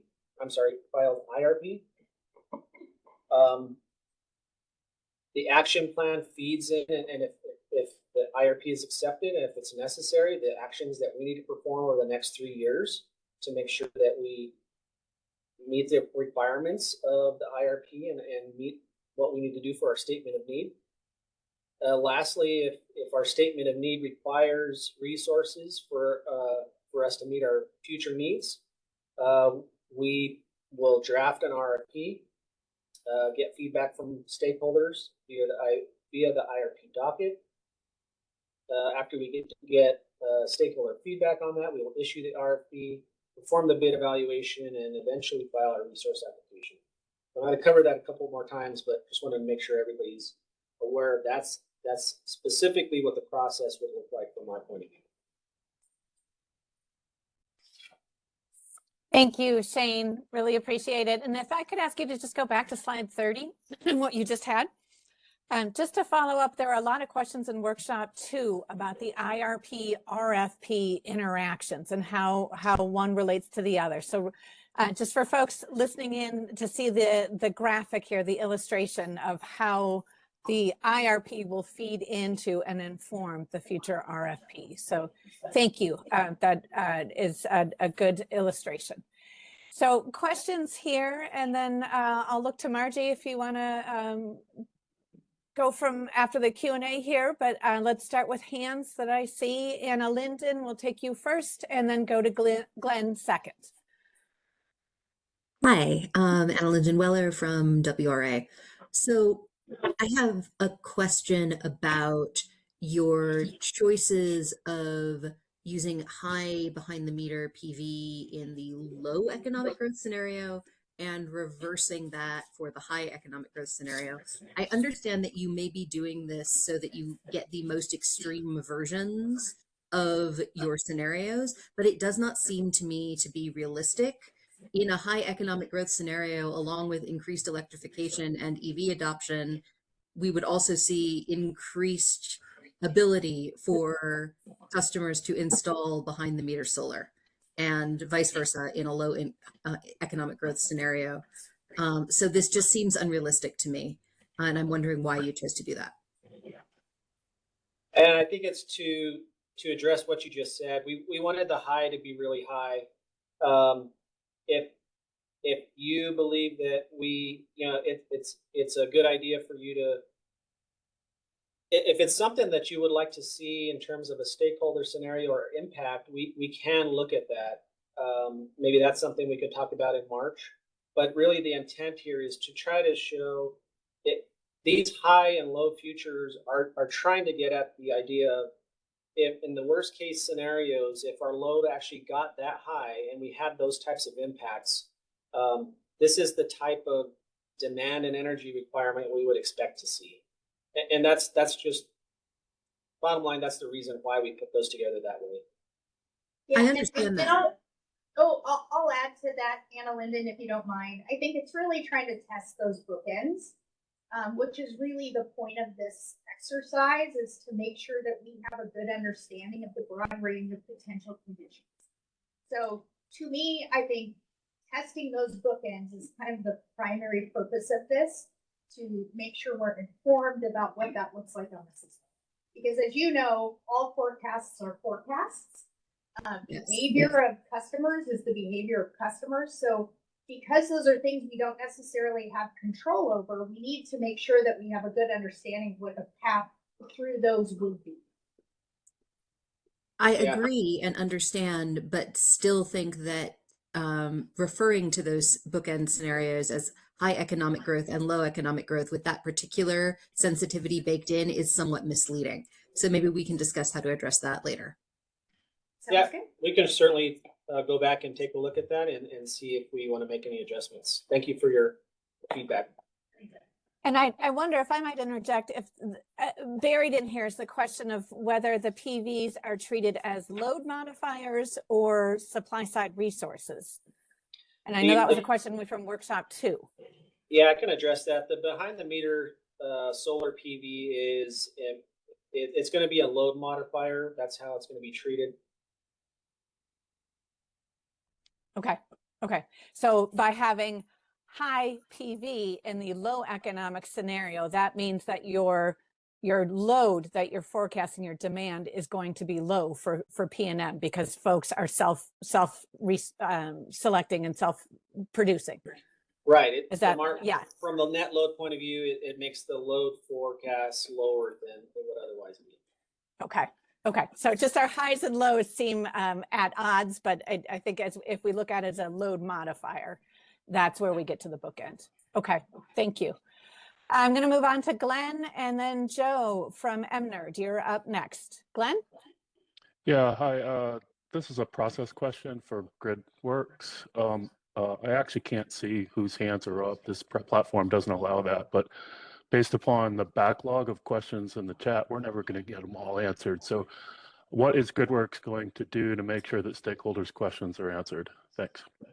Yeah, thank you, Glenn. We recognize that there is a tremendous push right now as folks are trying to get up to speed and get the context, and ideally we'd like to do this verbal give and take as so folks can build that shared understanding. And then what we're not able to address, we'll go back to our chat. We are keeping those records. And as you hear, I'm bringing them back from workshop 2 that weren't addressed into workshop 3 as we get to specific, whether it's data requests or load profiles for EVs, those kinds of things. We are documenting those and we will follow up individually with those.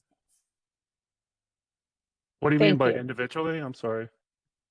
Specifically as an itemized, whether it's posting the information onto the venue shared site or to make sure that we are itemizing those and addressing each of them individually.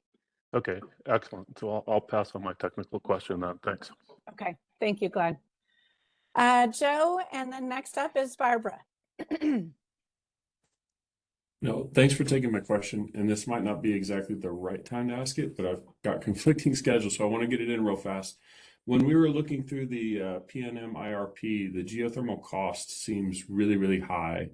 And so we were wondering what would be a good way that we could get across the assumptions and everything that were rolled up and used in that to calculate that cost so that we could get a better understanding. And then what would be the proper forum? Because I just sent our geothermal program manager out to Stanford and she got some input on some costs and everything from that. What would be a good way for us to bake that back into the process and make sure that we reflect everything going forward? So Joe, let me jump in. The question about what costs are being used for enhanced geothermal systems has come up. And I guess we would like to ask, we have suggested through one of our stakeholders, Tom Solomon, who I don't know is here, is to find out who of the stakeholder group is interested in having an offline conversation about those costs with PNM and EPRI involved. So Joe, it sounds like you are one. Yes. Are there other people on this call right now that would like to be part of that specific conversation on the cost? Glenn, I see you, the cost for enhanced geothermal systems. Anybody else? Brian, yes. Anna Summer. And I think you'd want Puck Stare. A lot of people weren't able to make it because they're having geothermal day over at the Roundhouse right now, and so a lot of the constituents of that are involved in other meetings and sessions today. And there's quite a few people, but I mean, if you get it to one of us, we'll kind of distribute that out as long as we have permissions to do that freely for that offline conversation. That Yeah, is and a follow-up. I hope we could expand it to include the timing as well as the cost. Thank you. Okay, all right, we will take that. Thank you for the list. And what we may end up doing is sending an announcement out to everybody, and then have those who are interested participate in that follow-up conversation. Thanks, Joe. That would be super helpful. The only thing we wanted to understand too was we didn't want to come in guns blazing saying, oh, we've got all this data and these things are wrong. We wanted to understand the assumptions that went into it so that we could actually wrap our heads around how this was framed and where all that came from. Great. Okay, thank you. Back to you, Kathy. Thank you. Okay, going to move on to Barbara and then Chris Leger, you're up next. Okay. I have questions in two areas, but that deal with potentially the modeling. Can you hear me? Can you hear me? Yes, Barbara, you're loud and clear. Okay, Please go ahead. My first question has to do with storage and how storage is modeled and the extent to which the models can differentiate or mix and match different kinds of storage capacities, particularly with batteries, with the big BESS batteries. Is it possible to look at different kinds of battery storage, some being faster, some being slower, but perhaps provide more safety against issues like fire that get a lot of press? I'm wondering how that can be handled in the modeling. That's my first question. I have a second question. Okay, Barbara, let's let the team answer that first, and then we'll come back to you for the second one. Different types of storage, whether it's large or small, behind the meter. Not necessarily behind the meter. I can cover that. So Barbara, to answer your question, all the technologies that we went over in January are pretty extensive, especially on the storage side. We have short duration storage, 4 and 8 hour, and then we have other long duration storage technologies like compressed air energy storage, iron air, pumped hydro, various forms of storage at various sizes and costs and characteristics. All those will be will be part of the expansion planning decision making when we run that through our simulations. So it will look at the requirements of our system and those decisions to come up with least cost portfolios that best meet those requirements. So we will be accounting for the various characteristics and costs of all the different types of storage technologies that we know of today, and that have will be developed within the study horizon of this IRP. Thank you. And then Barbara, your second question? My second question has to do with time of use.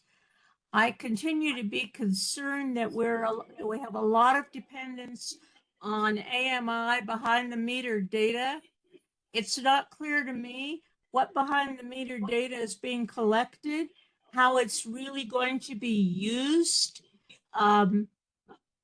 Whether are the options of simply informing the public about the changes that you need about time of use based on the change of transmission from the old fossil fuel model to the current transition stage that we're in with a lot of renewables requiring backup, to the potential in the future of having some fuel options that will not require the same amount of adjustment that the current renewables with storage backup might require. Thank you, Barbara. So Barbara, from the time of use standpoint, we are going to try to address that in this IRP by actually putting in those types of programs that PNM and other utilities would offer to their customers. We're going to put those in as a selectable candidate resource to meet the requirements of the system. We're going to get a little bit into that later on in the slides. So maybe if you have questions at that point, we can try to answer them then. But generally speaking, we're trying to account for that on the resource side to see if those are economic for customers. I think we're also going to do a sensitivity on the load side where we have an expected time of use impact to our load shape, and we're going to see if how economic that could be for our customers. But we will be looking at those in this IRP. In terms of the details of how those programs would actually work, we're going to cover a little bit of that on the demand response options slides. But until PNM actually puts together or proposes an actual program for TOU, and I think we have something like that today, a TOD pilot. That's where those details would be defined. Okay, thank you, Shane. Thank you. In the interest of time, I see 3 hands. We've got Chris Leger, Brian Turner, and Glenn Wickel. And then I think we will pause there and I'll hand it back to Margie. So Chris with Interwest, if you want to come on, please. Yeah, thank you. My questions really relate to both slides 20 and 26. And I'm looking at presentations from the prior 2 IRPs, and it clearly shows a PNM corporate goal of carbon-free in 2040.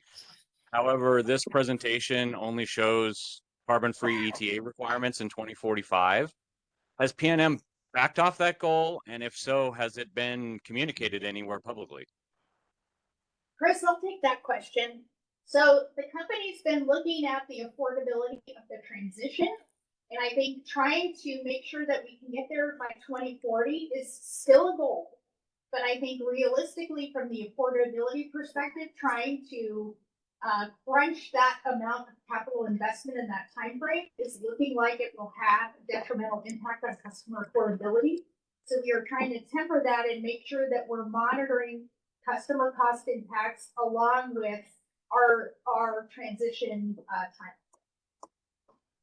I just find it really surprising that I have to ask a question to find out that that corporate goal no longer is really a goal. I'm not sure that's what I just heard from Lori. I think I heard her say it's still a goal, but they are working to balance it with affordability concerns. Thank you, Chris. I'm going to move on to Brian Turner with AEU. Okay, thank you very much for taking my question, Brian Turner, Advanced Energy United. I put another question in the chat, so I'll use this opportunity to ask about the no ETA scenario. Specifically, my question is, has that scenario been ordered by a regulatory or legislative body? And if not, is this political spending by PNM to run a no ETA scenario in order to determine the costs of what is your existing legislative and regulatory mandate? Thank you. Thanks, Brian. This is Lori. I'll answer that question. So I've gotten a number of inquiries from customer advocates and in conversations in our Clean Energy Task Force meetings. There is a concern about affordability. So I will tell you that looking at and being able to price policies is very important to consumer advocates. So all we are simply trying to do is answer their questions. We have you don't see us looking to repeal the ETA. You've not seen us request a variance from the ETA as other utilities have in the state. So we are still continuing on that process. It's simply providing information to people who have requested it as a part of this process, just like you are. Thank you, Lori. And last question, then I'll hand it back to Margie. Glenn, please. Yeah, I'm getting confused about, so in the sensitivities, we saw a sensitivity over, I think, demand response, and you know, we're also hearing, and we'll see, I guess, in the next presentation, that these are selectable resources in some cases. So I'm going to ask if you can be really clear in explaining when demand response is kind of baked into assumptions of load or part of a sensitivity analysis versus when it should be a selectable resource. That's it. Thanks. Okay, and Glenn, you kind of already alluded to that. We'll go over those details in the next set of slides, but at a high level, The demand response that we're going to model between now and 2030 will be just the existing DR programs that we have and that we plan to file in a future energy efficiency filing. Those are our peak and power saver programs that have been around for some time now. I believe those contracts are allowing us to extend those with commission approval through 2030. And then starting in 2030, we are leveraging the results of our potential study that was performed specifically for DR options to model those as candidate resources to compete with traditional and new technologies in terms of candidate resources on the resource side. And like I said, we'll get into the details of that in the next set of slides. So then if we go back to the slide that had DR resources as a sensitivity, so you're saying that would be just assuming more or less demand response capacity through the existing programs? And which one are you referring to specifically? A slide that we saw, okay, looks like it's, okay, it's one of these tables, I'm sorry. Maybe slide 23? Yeah, and so maybe it was only time of use. Is demand response not in here? Maybe. Yeah, I think we initially thought that we were going to do some specific sensitivities regarding some type of demand response or demand response impacts. But because we're going this fully fledged DR demand response fleet of candidate resources, we thought we're gonna put those all into our into the mix of all candidate resources and let them compete against everything else. So they will essentially be allowed to be selected in every scenario or sensitivity, any future that we're going to look at in our modeling. Yeah, so I was confusing time of use and demand response because they both sort of have the similar effects. So maybe I'll ask in this upcoming slides, will you model different time of use type structures as selectable resources, or are those only sensitivities? Okay, and let's pause there. We'll give folks a chance to percolate with that a little bit. And then Margie, I'm going to hand it back to you. Great, thank you. So I know there's been lots of questions we didn't get to. As we take a 10-minute break, we're going to take a 9-minute break and give people a chance to get their cup of coffee. If you have questions that you were unable to have an opportunity to ask up to this point, please take a few minutes to put those into the chat during the break. We'll see you back here now in 8 minutes at 11 o'clock Mountain Time. We'll resume. So we'll be back shortly. Thank you.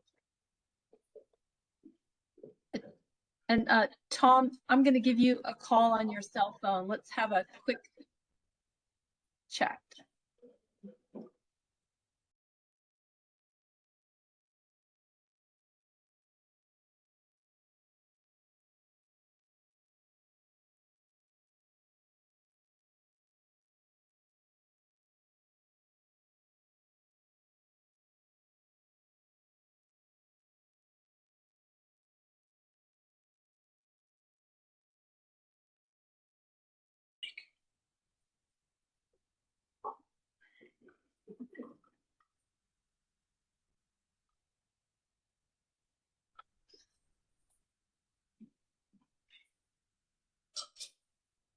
Welcome back, everyone. We've got 2 topics scheduled for the rest of this part of the presentation, both information on energy efficiency programs and also on demand response programs.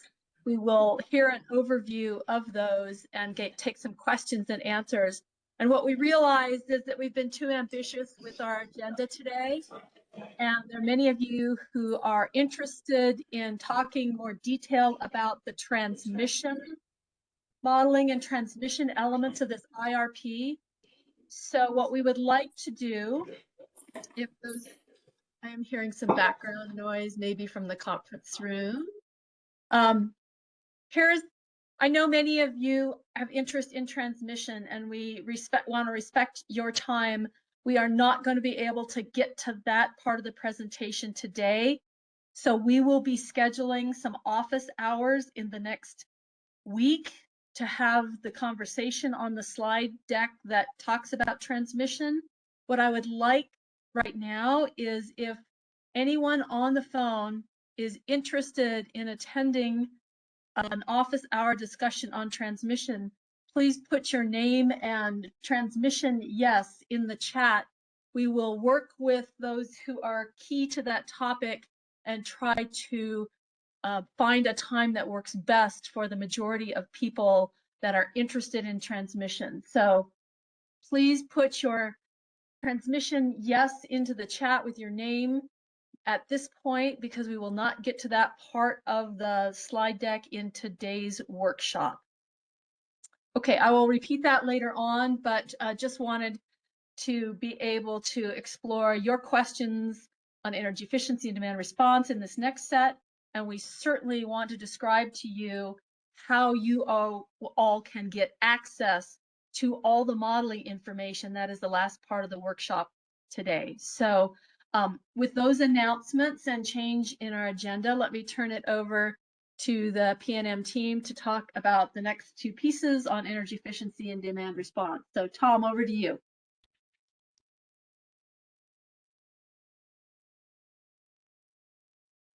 Sorry, I go ahead, Tom. Sorry, start again. Okay, so we've got Zalfay here to go through the energy efficiency program slides, and I'll go ahead and turn that over to him. Good morning, everyone. I'm actually going to be talking. My name is Brian Vasquez. I'll be talking about energy efficiency. Today, I'll be walking through how we're modeling energy efficiency, and later, along with my colleague Zalfay, demand response program as part of our 26 IRP. I'll start by briefly recapping on the January 27th office hours, which focused on some of the studies done for PNM.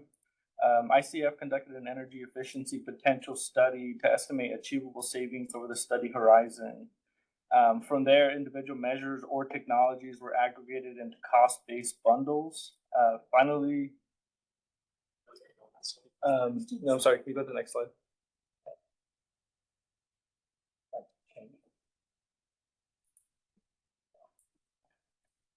We're having some technical difficulties with these slides, a little lag here. Okay. So like I was saying, I just want to give a quick recap of the January 27th meeting. ICF conducted an energy efficiency potential study to estimate achievable savings, the study horizon. From there, individual measures or technologies were aggregated into cost-based bundles. Finally, those annual savings were converted into hourly impacts. Once that process was complete, we were left with a set of EE bundles that can be modeled directly in Encompass. If you look at the bottom right of the slide, you'll see a summary of how program potential and incremental bundles are modeled by year, including the cost tiers. For example, the incremental bundle of up to $75 per megawatt hour. On the next slide, I'll clarify what we mean by program potential versus incremental bundles.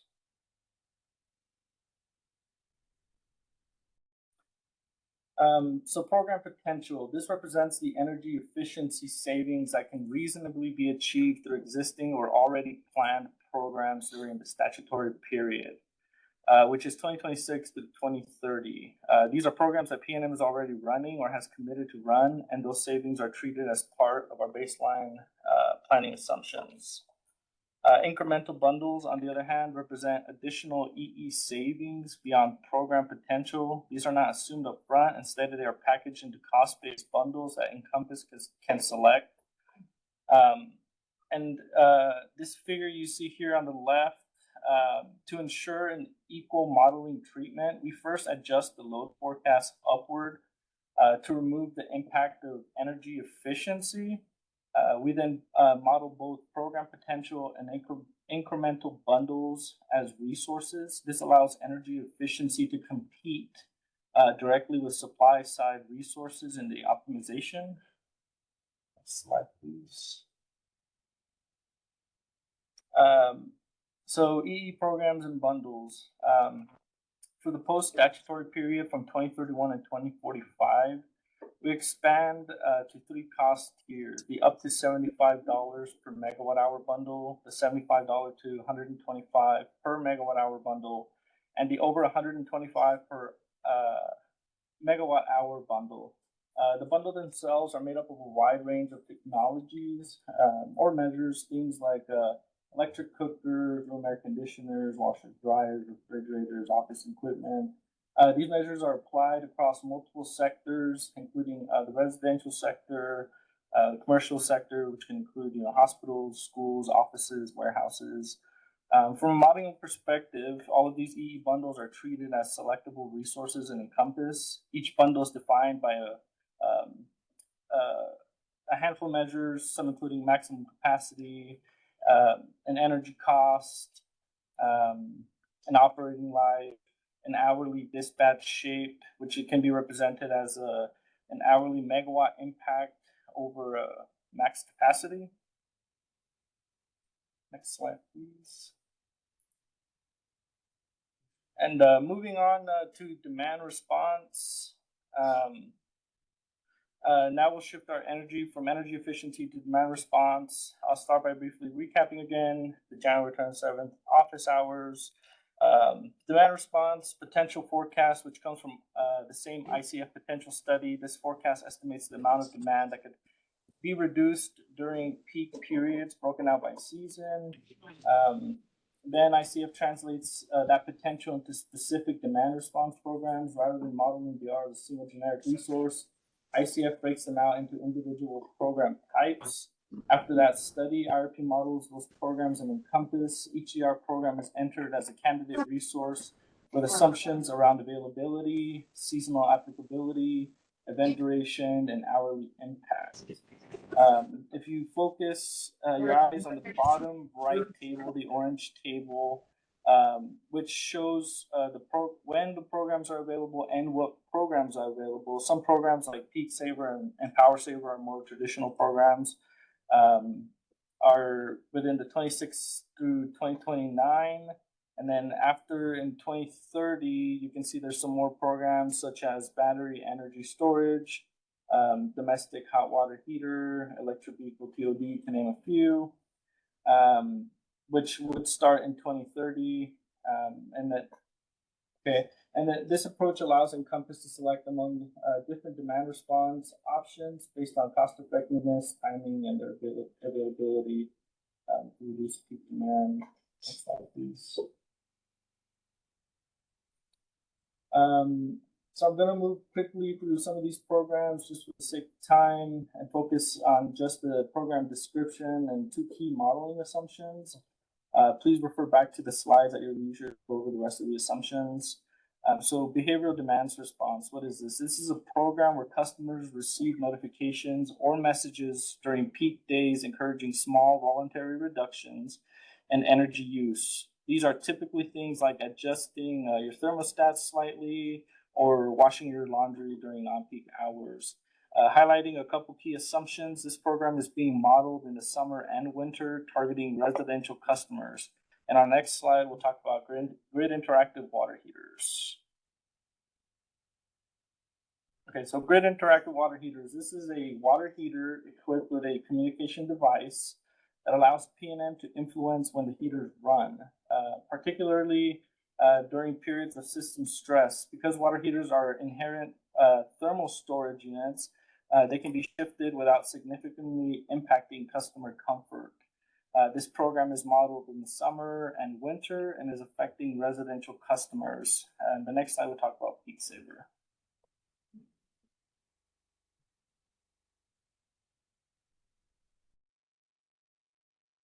There's a little bit of a lag. There we go. Okay, yeah, so Peak Saver, this is one of our more traditional programs, a program that we already have. It is a demand response program targeted at medium and large commercial and industrial customers. The program provides load curtailment during periods of high system demand and is a controllable demand response option we model. This program is being modeled in the summer and winter and the off-shoulder months. And the events can be called once a day with a maximum duration of 4 hours. The next slide, I'll be covering Power Saver.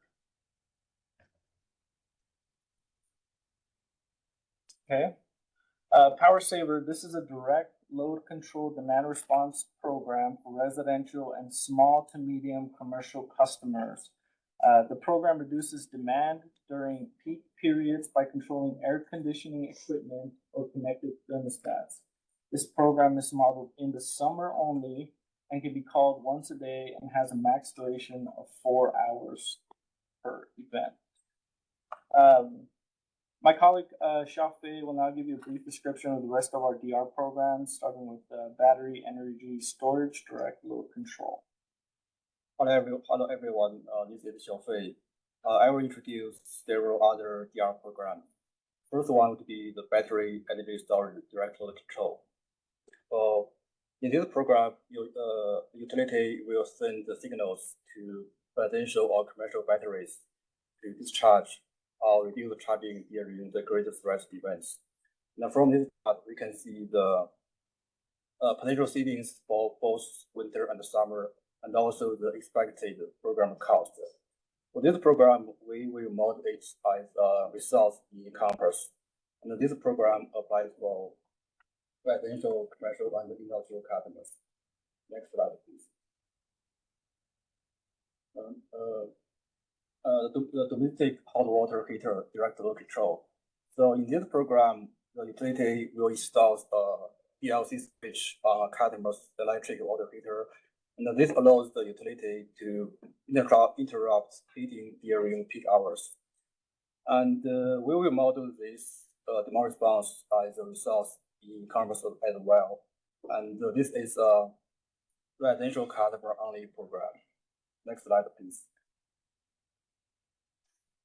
With the increasing penetration of EV, we have proposed two EV-related programs. The first one is EV direct charge management. And in this program, the utility will send the signals directly to the charger to curtail or postpone the charging during peak hours. And we will also model it as a results in our modeling. And this is also a residential only program. Next slide, please.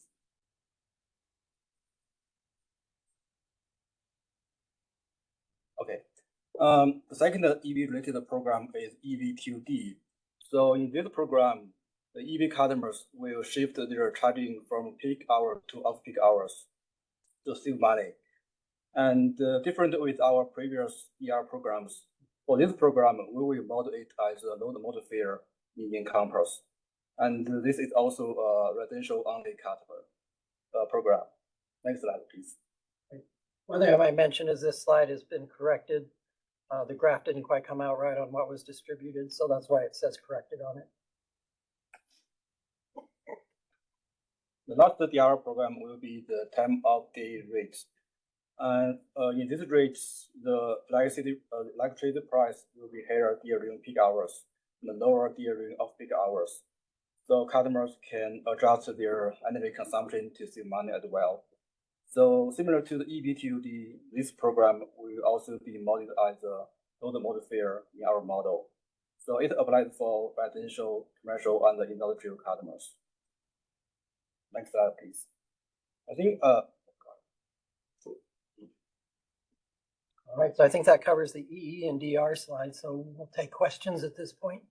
Sure, thank you. And there's quite a bit in the chat. And I also want to go back to some of the previous questions earlier from time of day rates and EV load profiles. But I see hands going up. So Glenn, why don't we start with you? Yeah, so PNM already has the whole home electric rate, which is a EV time of day rate, and they're in the process of rolling out the smart charging. So why are we seeing these programs starting at 2030? The smart meters are installed apparently when you sign up for the program. So why wait for a whole system rollout of smart meters?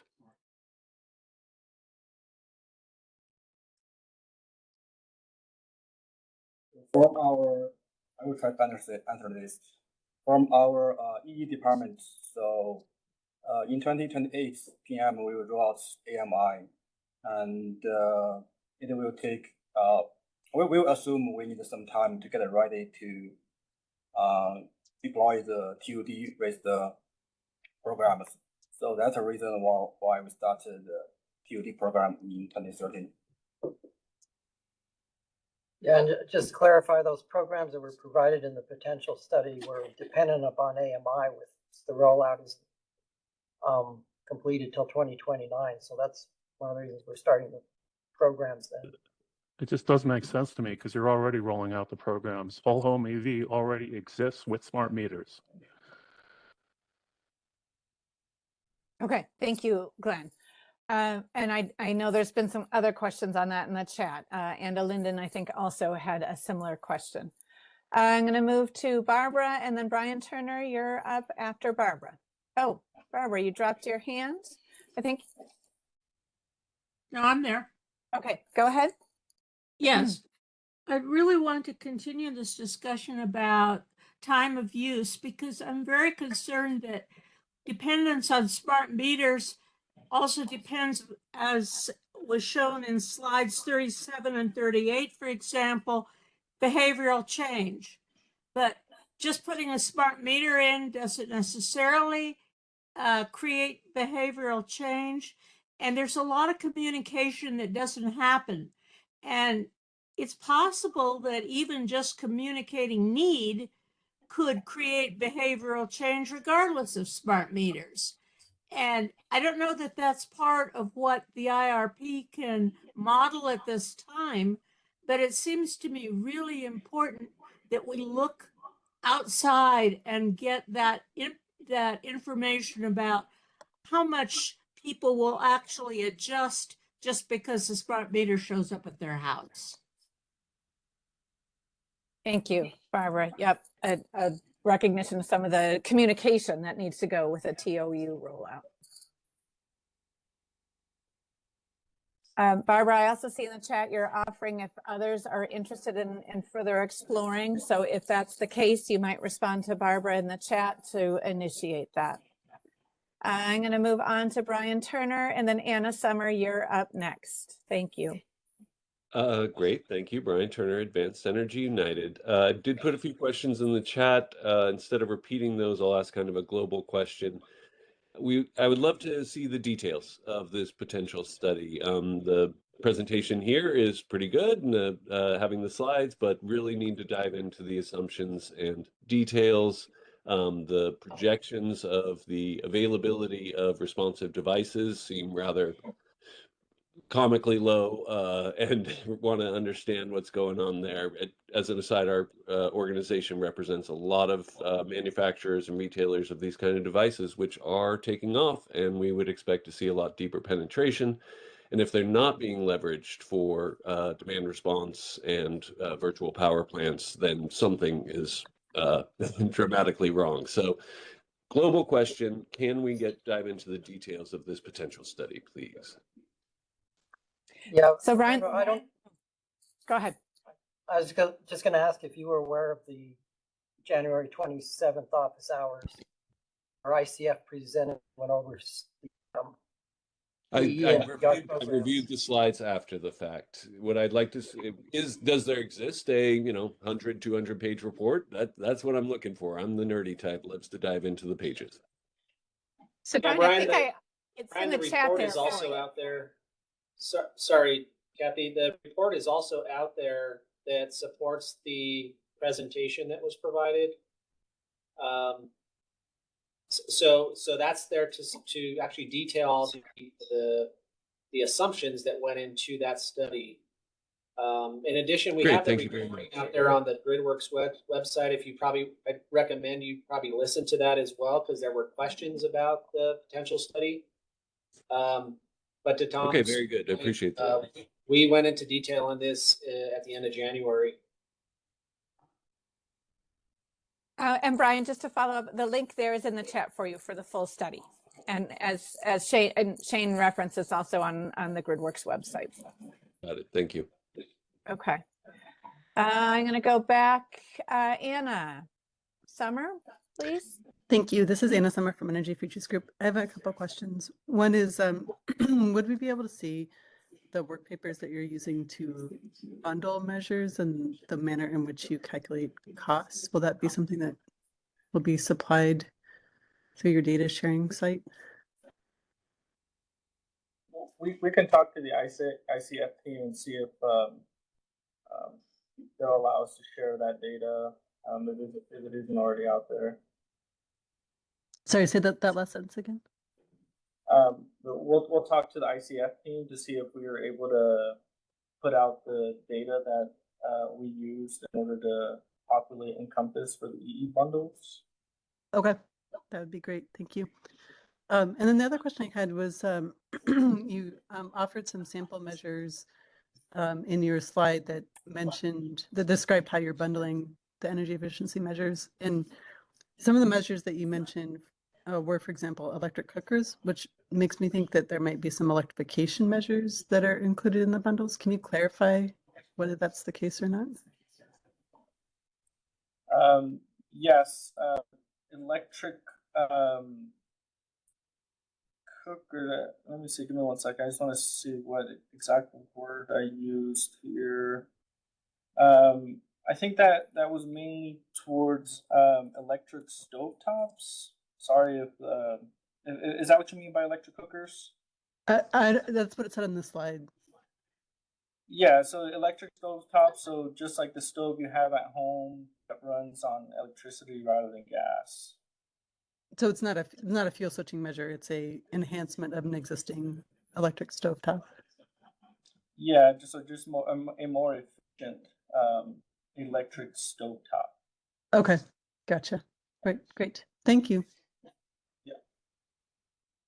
Okay, not seeing any more hands, but I know there's quite a bit in the chat, so I'm going to bring up a couple just so we can reference that, and then I'll hand it back to Margie in the last section here on the information sharing and where to go for all the files that's been discussed.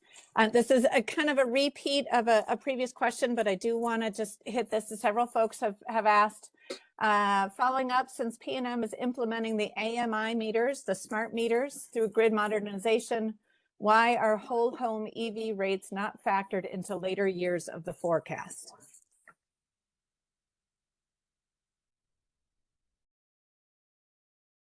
Well, I can chime in here. This is Aslam Hayat. Well, to go back to Glenn's question, the whole home EV programs that's continuing at PNM, and the meters are giving us the readings, the data, the profile. The only thing that's going to change, again, this might answer Barbara's question too. When we implement the AMI, instead of having this pilot number of customers that are representing the whole rate class, we'll have basically all information in that rate class. It's a small number right now. In our forecast, the way we are doing EV addition is some of those are taken into consideration, but the AMI is going to change and give us a clear direction on those, how people are changing their behavior, how they're charging. If that answers some of your concerns, Barbara and Glenn. And the full rollout, just to repeat, is expected to be completed by 2029? 2028. And then 2029, we'll have, yeah. So data on it by 29. Yes. Okay. And then I'm going to return to one last question on the time of use rates. And Glenn, this was your rehash.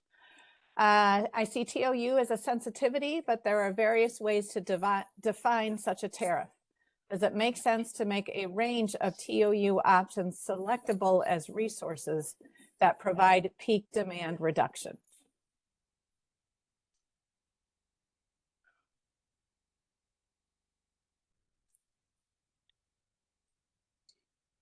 I'm waiting for PNM to respond, but you could also clarify your use of TOU versus TOD, which to me are all just time of use rates, but they mean something to PNM specifically.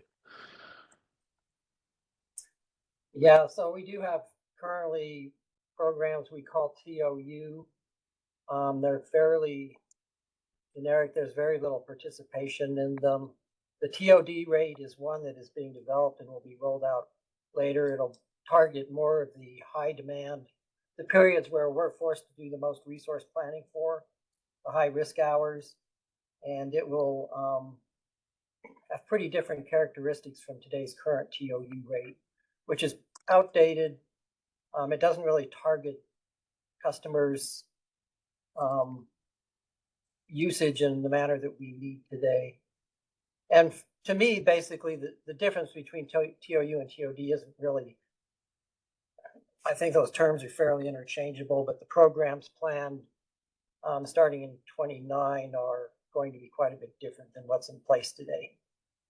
And you're using TOD for those new programs. You're using that term. Yes.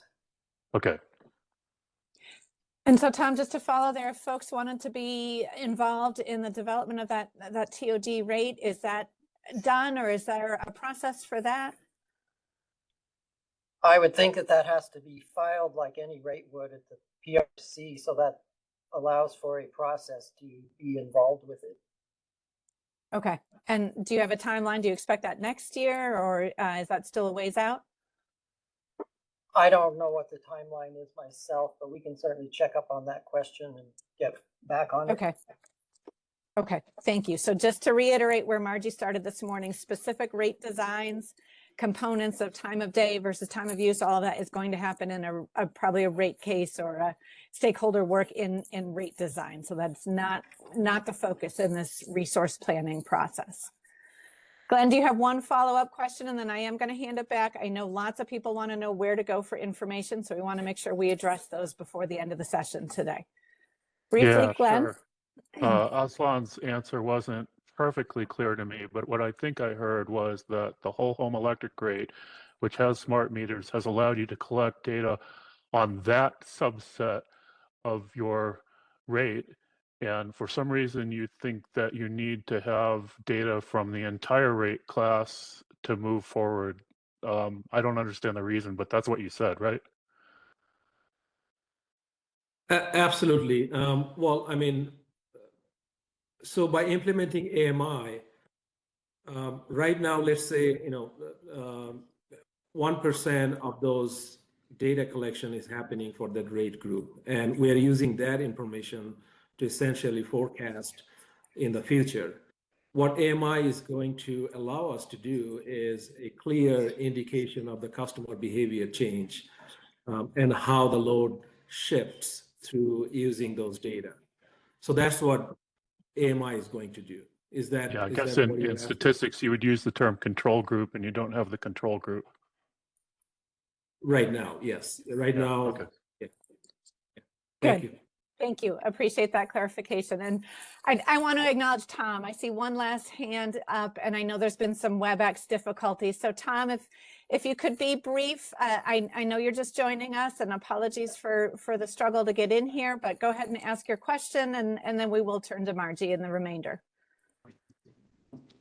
Thanks. Hopefully my location is not too noisy and you can hear me.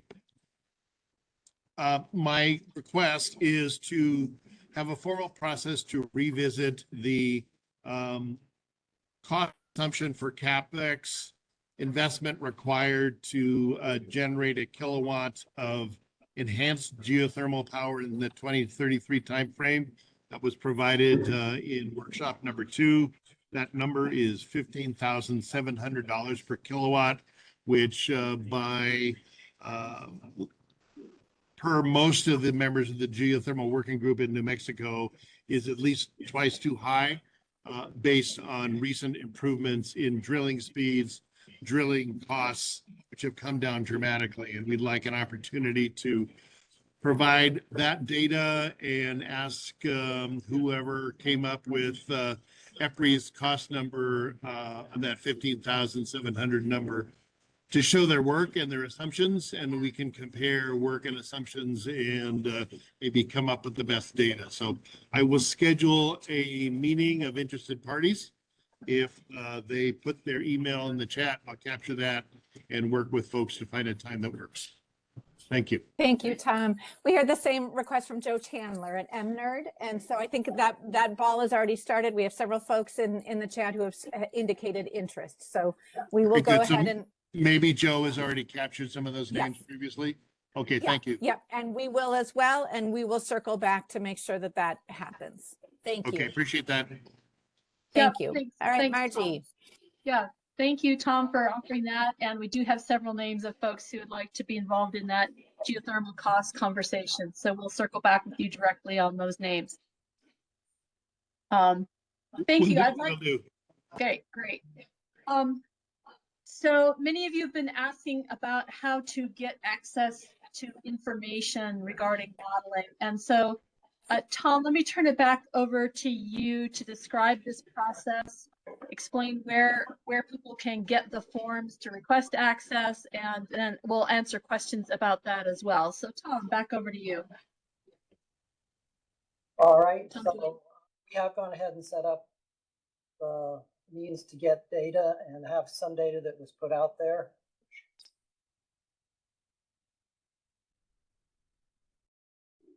You're not on mute. Okay, there you go. Start.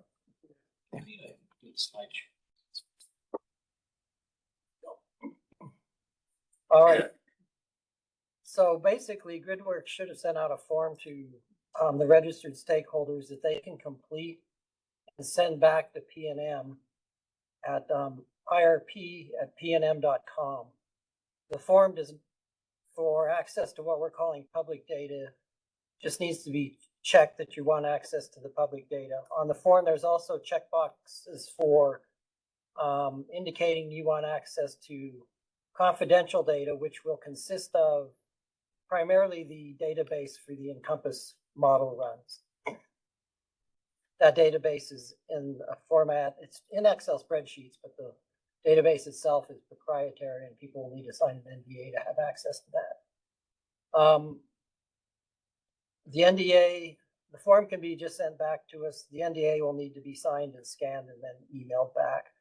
Once the form is received, PNM will generate a venue invite, which will initiate an email from basically venue, which is Donnelly Financial Services Virtual Data Room.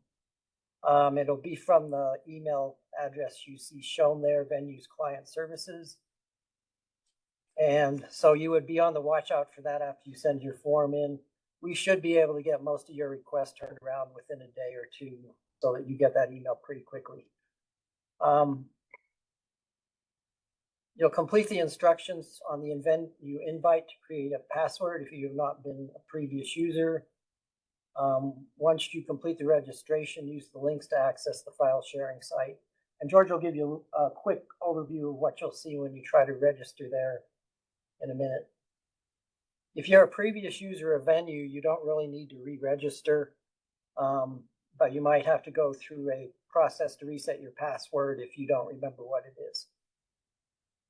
And if you have any problems, be sure to contact us at irp@pnm.com. George, I'll turn that over to you. Okay.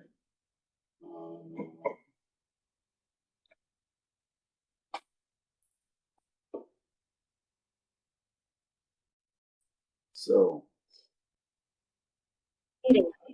hopefully it's coming through. Give it a second. I'm just trying to share it. Is it not sharing? Hold on, it's not sharing. Share. Okay, so what you should be seeing here is the site. Once you get in, this is what it's going to be. This is just kind of their main menu system. So if you're involved with Venue at PNM, you may be involved in other projects, and you'll see the list of projects here. When you click on this, it's going to go to the actual room. And this will always pop up, so don't be surprised about it. This is something that our internal counsel requires us to do. So you just hit agree in the lower right-hand corner.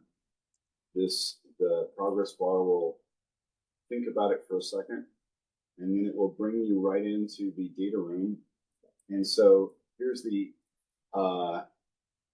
data structure on the upper left-hand corner here where it says IRP facilitated stakeholder process, public meeting room. If you sign the NDA, when we export the confidential information, you'll see another data room here, another folder right here. You see one right there where it says public modeling data. There will be a confidential modeling folder there that you'll have access to, and you'll see. That's not present at the moment, but as we're in the process of finalizing all the inputs. But once we have it and punch it, we'll make it available and you will see it. So when you go into this room, you'll see some spreadsheets that these are the same, very similar spreadsheets that we had last year. Last IRP cycle. Sorry, I said last year, last IRP cycle. And then you have some another folder in here right now for generic resources that kind of goes over some of the generic information of those resources.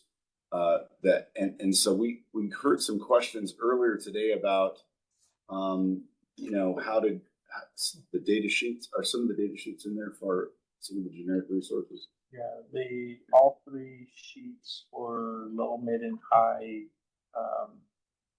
cases for enhanced geothermal are in there.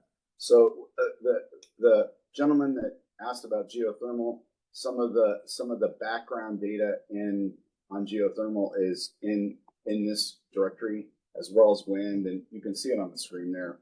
Lithium ion 4-hour, lithium ion 8-hour. So hopefully this would be a good reference to jumpstart some of those discussions. And when you're done, you just log out of here and away you go, and so you're good. And I'm hoping it'll be fairly straightforward. If you guys have any particular problems, please contact the IRP email address, and we can help you address those specific issues that you're experiencing and help you get through it. Yeah, and in the slides that were distributed, there is a list of the available data out there now.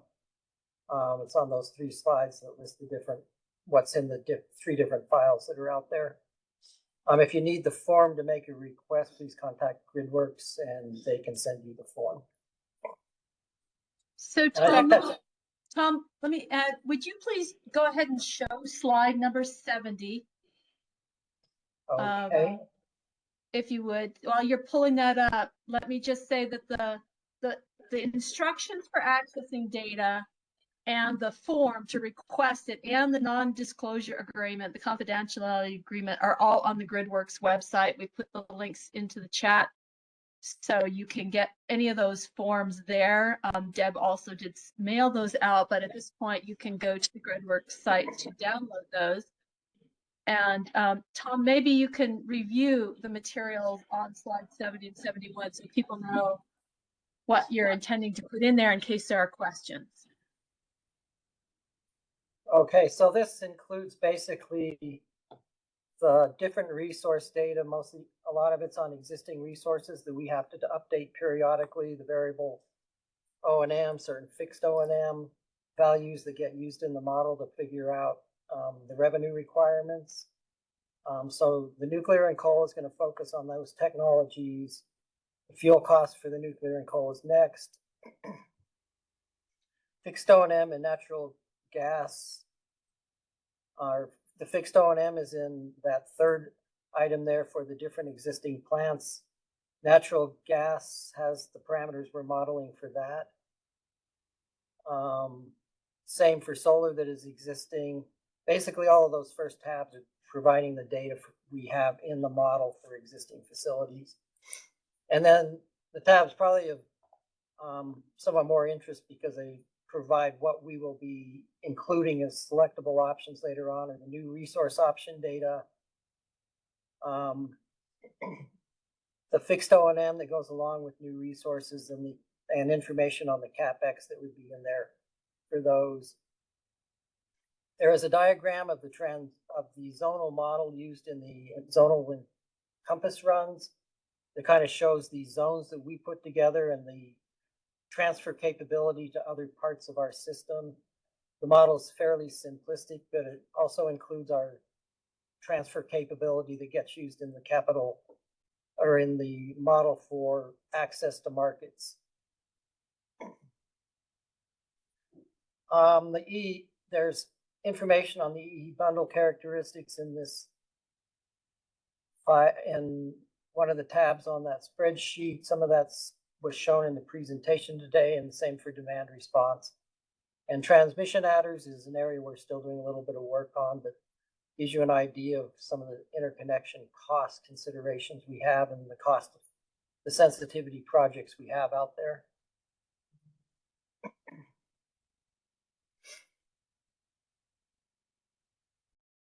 So modeling framework and assumptions, the modeling financial assumptions, which play into cost of capital, interest rate type stuff. The futures that were discussed today are listed out there. The sensitivities are listed out there. The ELCCs will be put out there and available in both the system average that would define our capacity today, as well as the incremental curves once we have those finalized with PowerGem. PNM's RPS requirement, again, that was shown in some of the slides today, CO2 emission targets. And then we basically have a table that shows how what if inflation rates we are using. The commodity price and load tables covers the load, annual peak demands, and annual energy for each year. We have hydrogen pricing that generally doesn't come into play until the very end of the time frame. At this point, when we would convert to hydrogen, largely because the cost is pretty high compared to natural gas. The annual market price assumptions that we are using in the model for interchange with other areas and economic dispatch, the natural gas pricing being used, and then the carbon pricing, which, as Shane pointed out, for the CTP non-sensitivity case is basically zero throughout the time frame.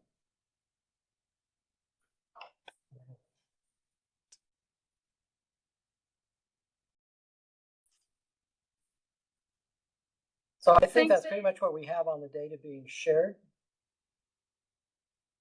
Yeah, thank you, Tom. Let's open up to questions. Before we go there, there's just one thing I wanted to touch on. Yep. And that was the January 27th workshop that we had. We just wanted to be sure that if people were not aware of that, they could go out and look at that material. There was a scope for a gas volatility study we were seeking input on. That study will be performed here shortly. There was some information on the thermal LCC development provided by PowerGem there, and then the EE and DR potential study. There's documents out there associated with those that were made available before the meeting, and then there's presentations and notes of the meetings out there on the GridWorks website.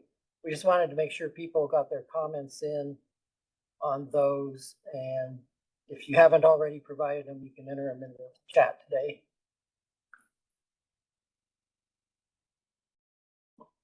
All right. Good. Thank you, Tom. I would like to open up questions from anybody on the phone that has questions about the content that Tom described to be loaded into the venue site, or questions about the process for requesting permission to access that site. Questions from anybody about that? I had a question. This is Kelly Gould with NM Area. So are we asking GridWorks? Like, who are we signing? Are we giving the confidentiality agreement to GridWorks or whom? PNM. It's an agreement between yourself. Yeah. So who are we sending it to? You would send it to the irp@pnm.com email address. Okay, thank you.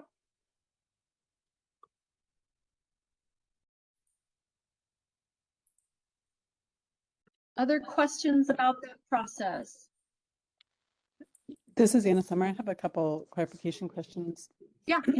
As we go through the stakeholder process, are you intending to also post your Encompass model, or is this the format in which we will see the Encompass inputs, what you just previewed here? Yes, this would be the way to access the Encompass inputs that we will have available, and a lot of them are documented in those public files. The actual format of the actual data output format of Encompass itself is proprietary, so that's why we require the NDA. That's really on the input side. Anna that will require the NDA, but the outputs we will put out there on the public site for everybody to see. Those aren't proprietary. We've never had to sign a non-disclosure agreement with Yes Energy to receive Encompass inputs. What's proprietary is the data, or what's confidential is the data. I think it's it's just the data in terms of providing the entire database to stakeholders. Yeah, that's a clarification that the output summaries will be made available on the public website. You won't need an NDA for that. Yeah, no, I'm wondering about the input, like the model itself. Can you provide the model itself as opposed to just providing these sort of individual data files that you previewed here? So Anna, our preference is for stakeholders to work with us and our consultants to put together any stakeholder scenarios or anything in that manner to work with us on those types of requests, as opposed to stakeholders trying to go out and run Encompass themselves. And then we have this kind of two-part thing where we have to understand what, let's just say you took Encompass and you ran it, understand all those inputs and try to compare them to ours. We'd rather work with stakeholders to have, to you guys come up with sensitivities or scenarios, or if you want to look at the data, you can have access to that. But that's kind of why we recommend that you work with us on any scenarios or stakeholder requests going forward.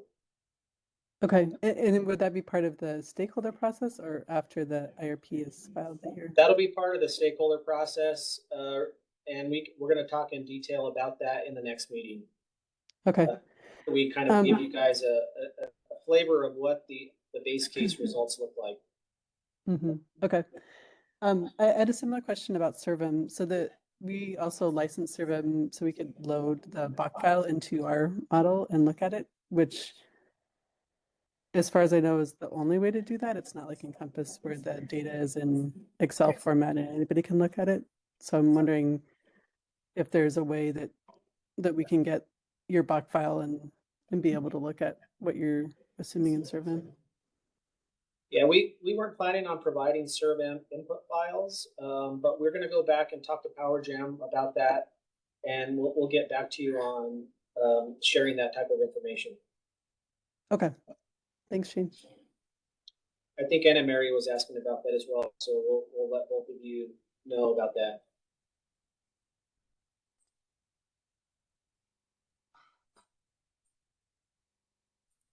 Other questions about the request for accessing information?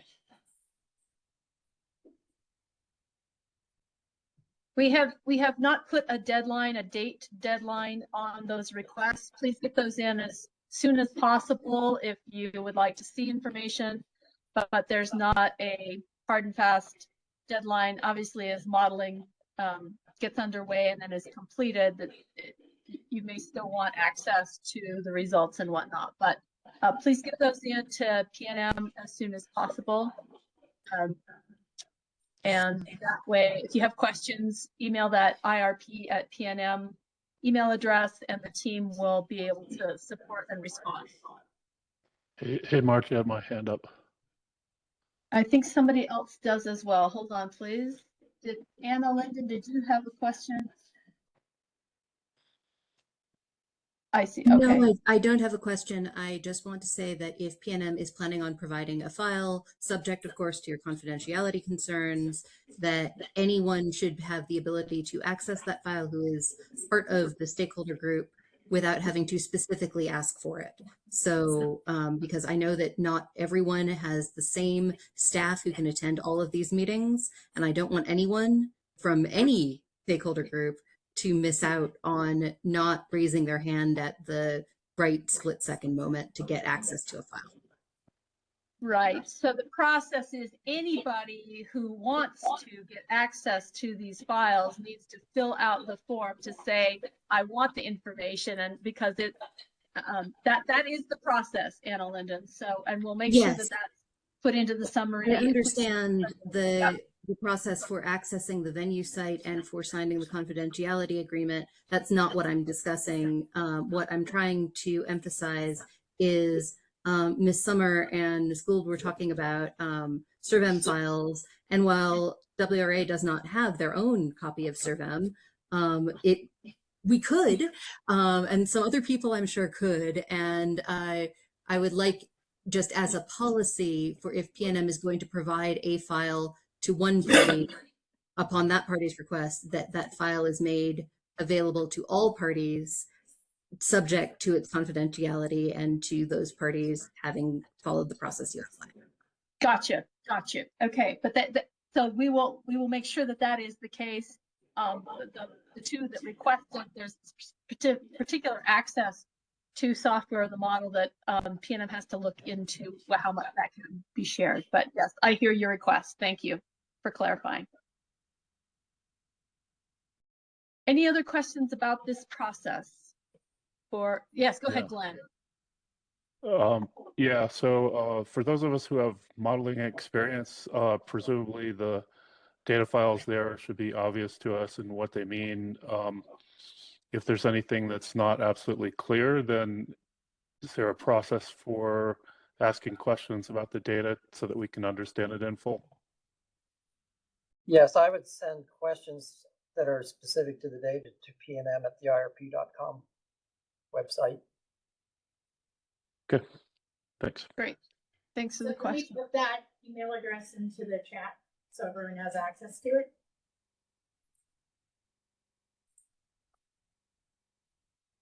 They have received that in the instructions. But certainly if somebody from your team wants to put that in chat now to everybody, that'd be great. Yeah, let me. Just IRP at PNM.com. Thanks, George.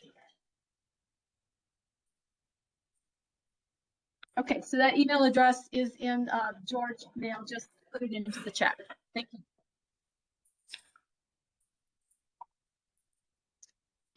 Kathy, I don't see any other questions hands raised. Do you on this topic? Can I share something real quick that I think will help some people stay informed? I hear kind of a high level thing about people staying informed, and I want to show you something on the venue site that I think will help everybody stay on the same page. So I didn't cover it because I was kind of trying to save some time, but since we got a moment, can I show that real quick? So George, we've got 5 minutes and a couple things to do still. So. Okay, well then I'll hold on. Okay, let's. Great. So, Margie, I'm back. Apologies, everybody. My internet has just gone down. Make things even more complicated. I don't see anything further. We've got several questions on the content that was addressed today, but I think we might be running out of time. So I'll look to you if you want to dig into some of those chat questions or if you want to conclude with your final thoughts. Yeah, let's Deb, would you please show our the GridWorks deck, if you would share our closing next steps. Actually, I think there's one before this, Deb. Oh, guess not. Okay, thank you. So our next steps, we'll post the materials on our GridWorks website. This is an incorrect email address on this slide, so you can ignore it. It's not PNM Resources, it's just PNM, as George just put into the chat. So please use those forms on the GridWorks website to request access to the information. Our next workshop will be March 11th, 9 to 12, and will include more modeling deep dive information. on the base case results, and we'll start our conversation about what additional stakeholder requested model run ideas you all have that would complement or be supplementary to what the utility is already modeling. So we're going to strongly encourage people who are interested in modeling to attend and to participate in that conversation. I'd like to, I know there are several action items out of today, including the geothermal cost follow-up, the transmission follow-up, and several other topics that will coordinate responses with PNM to some questions that you all had. And I guess at this point, I would like to offer an opportunity for Lori or Tom to make any concluding remarks before we conclude. Sure. Am I unmuted? No, we're open. Okay. All right. I think it's been a really good discussion today. I want to thank everybody for participating. I know it takes a lot of time out of your days to help us through this process. So I just want to, again, express my appreciation for that.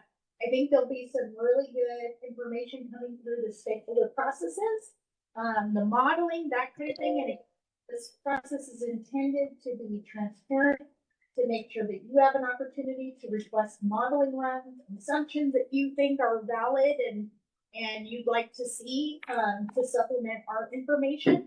So please continue to participate as you can at the levels you're interested, but it's very helpful to have the group of people and putting kind of our heads together to come up with what we think is a good plan for New Mexico.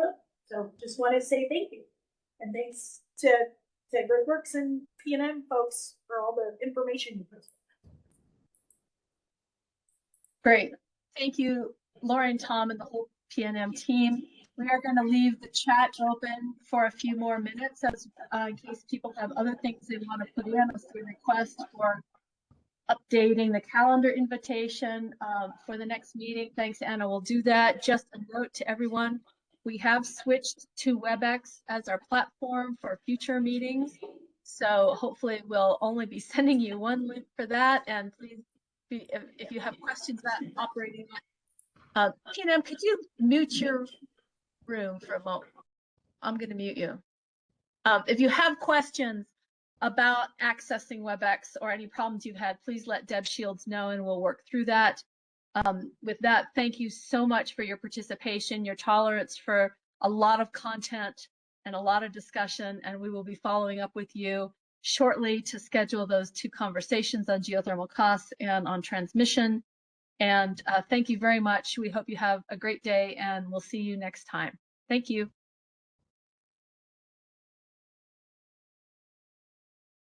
Thank you, PNM.